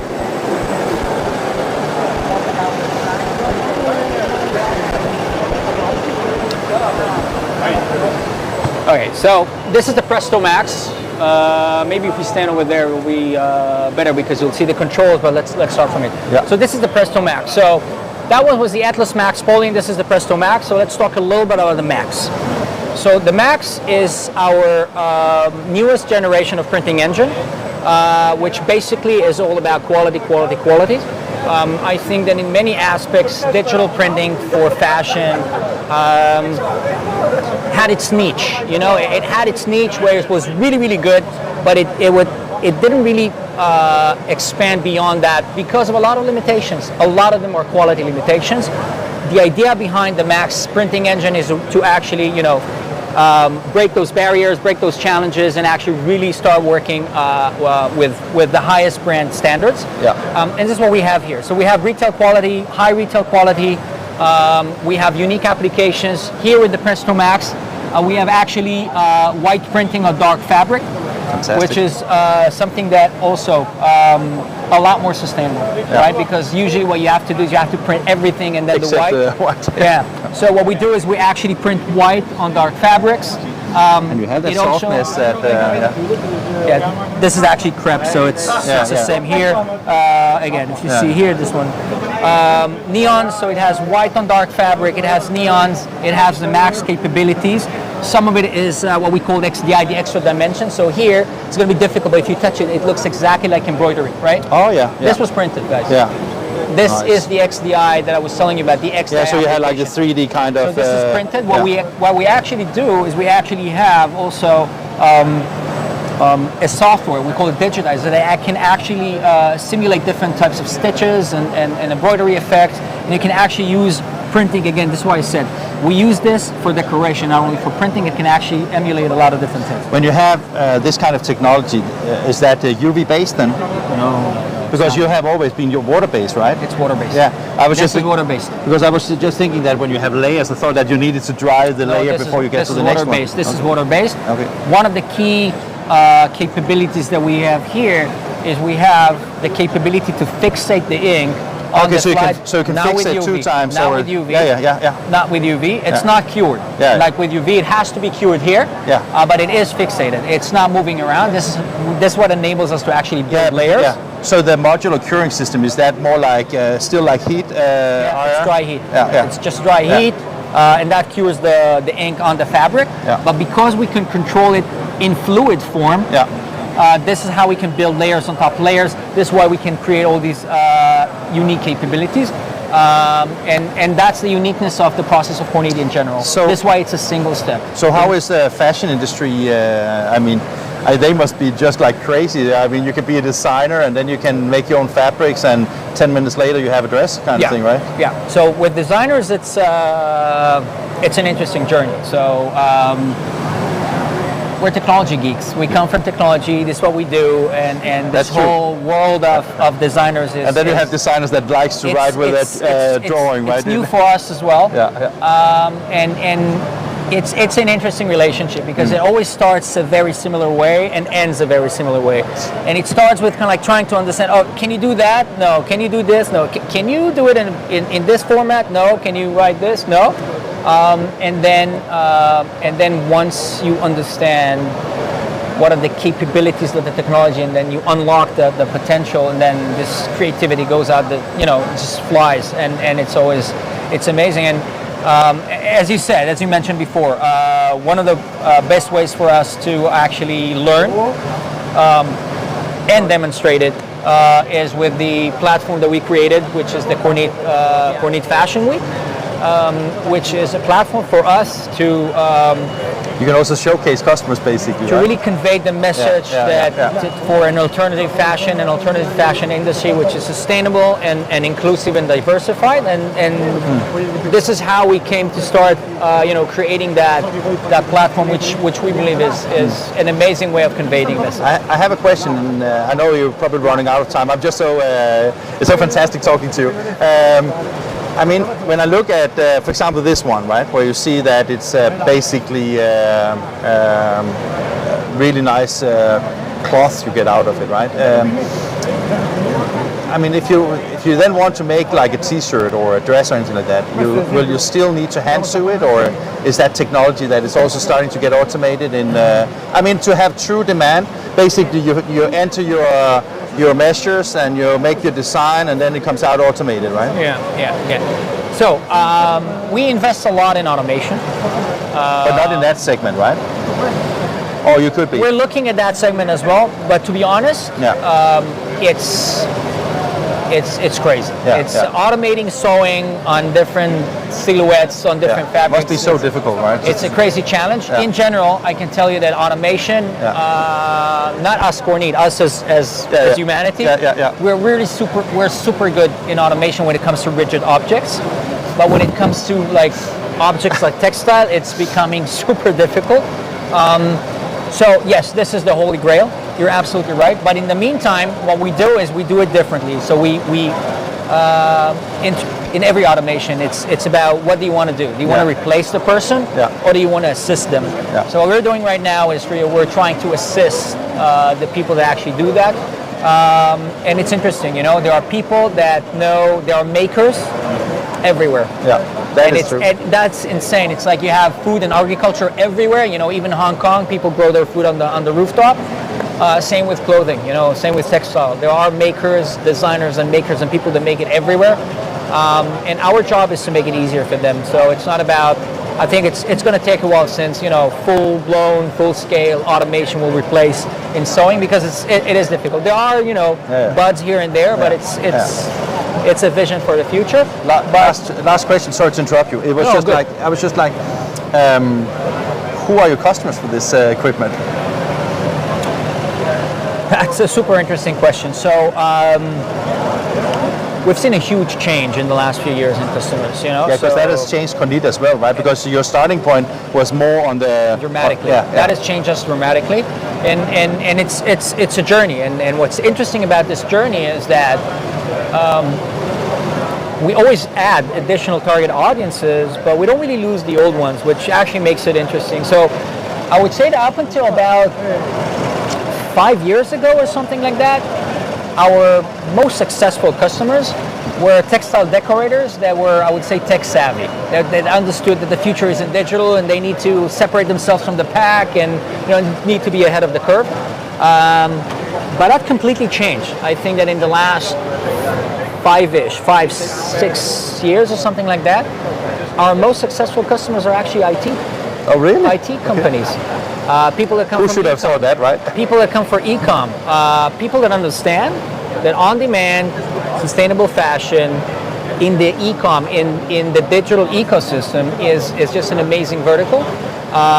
These are the Amazons of the world or the Printfuls of the world or a lot of other companies. And most of them are actually coming from the technology side, from the e-com side, from unique business models that run on e-com. And I think that creates a full array, in a sense, of different target audiences, because again, think about fashion. I mean, it's the most diverse industry out there. It talks to everybody. There are different designers, different target audiences. So I think that diversity, we're also starting to see that more and more in our in our target audience and our customers. But it's interesting because from that perspective, it might change the entire value chain from how you produce clothing, right? Because basically it's like the blueprint. There's not a question if. There's a question of how exactly and how fast. That's it. Now, not everything. As I said, there are verticals that are going to transport completely. There are verticals that are going to remain analog. But in the verticals that are going to transform, they are going to transform. Absolutely. Great talking to you, Omer. Same here. Okay, all the best. Thank you for having me. Wasn't this exciting? I'm thrilled.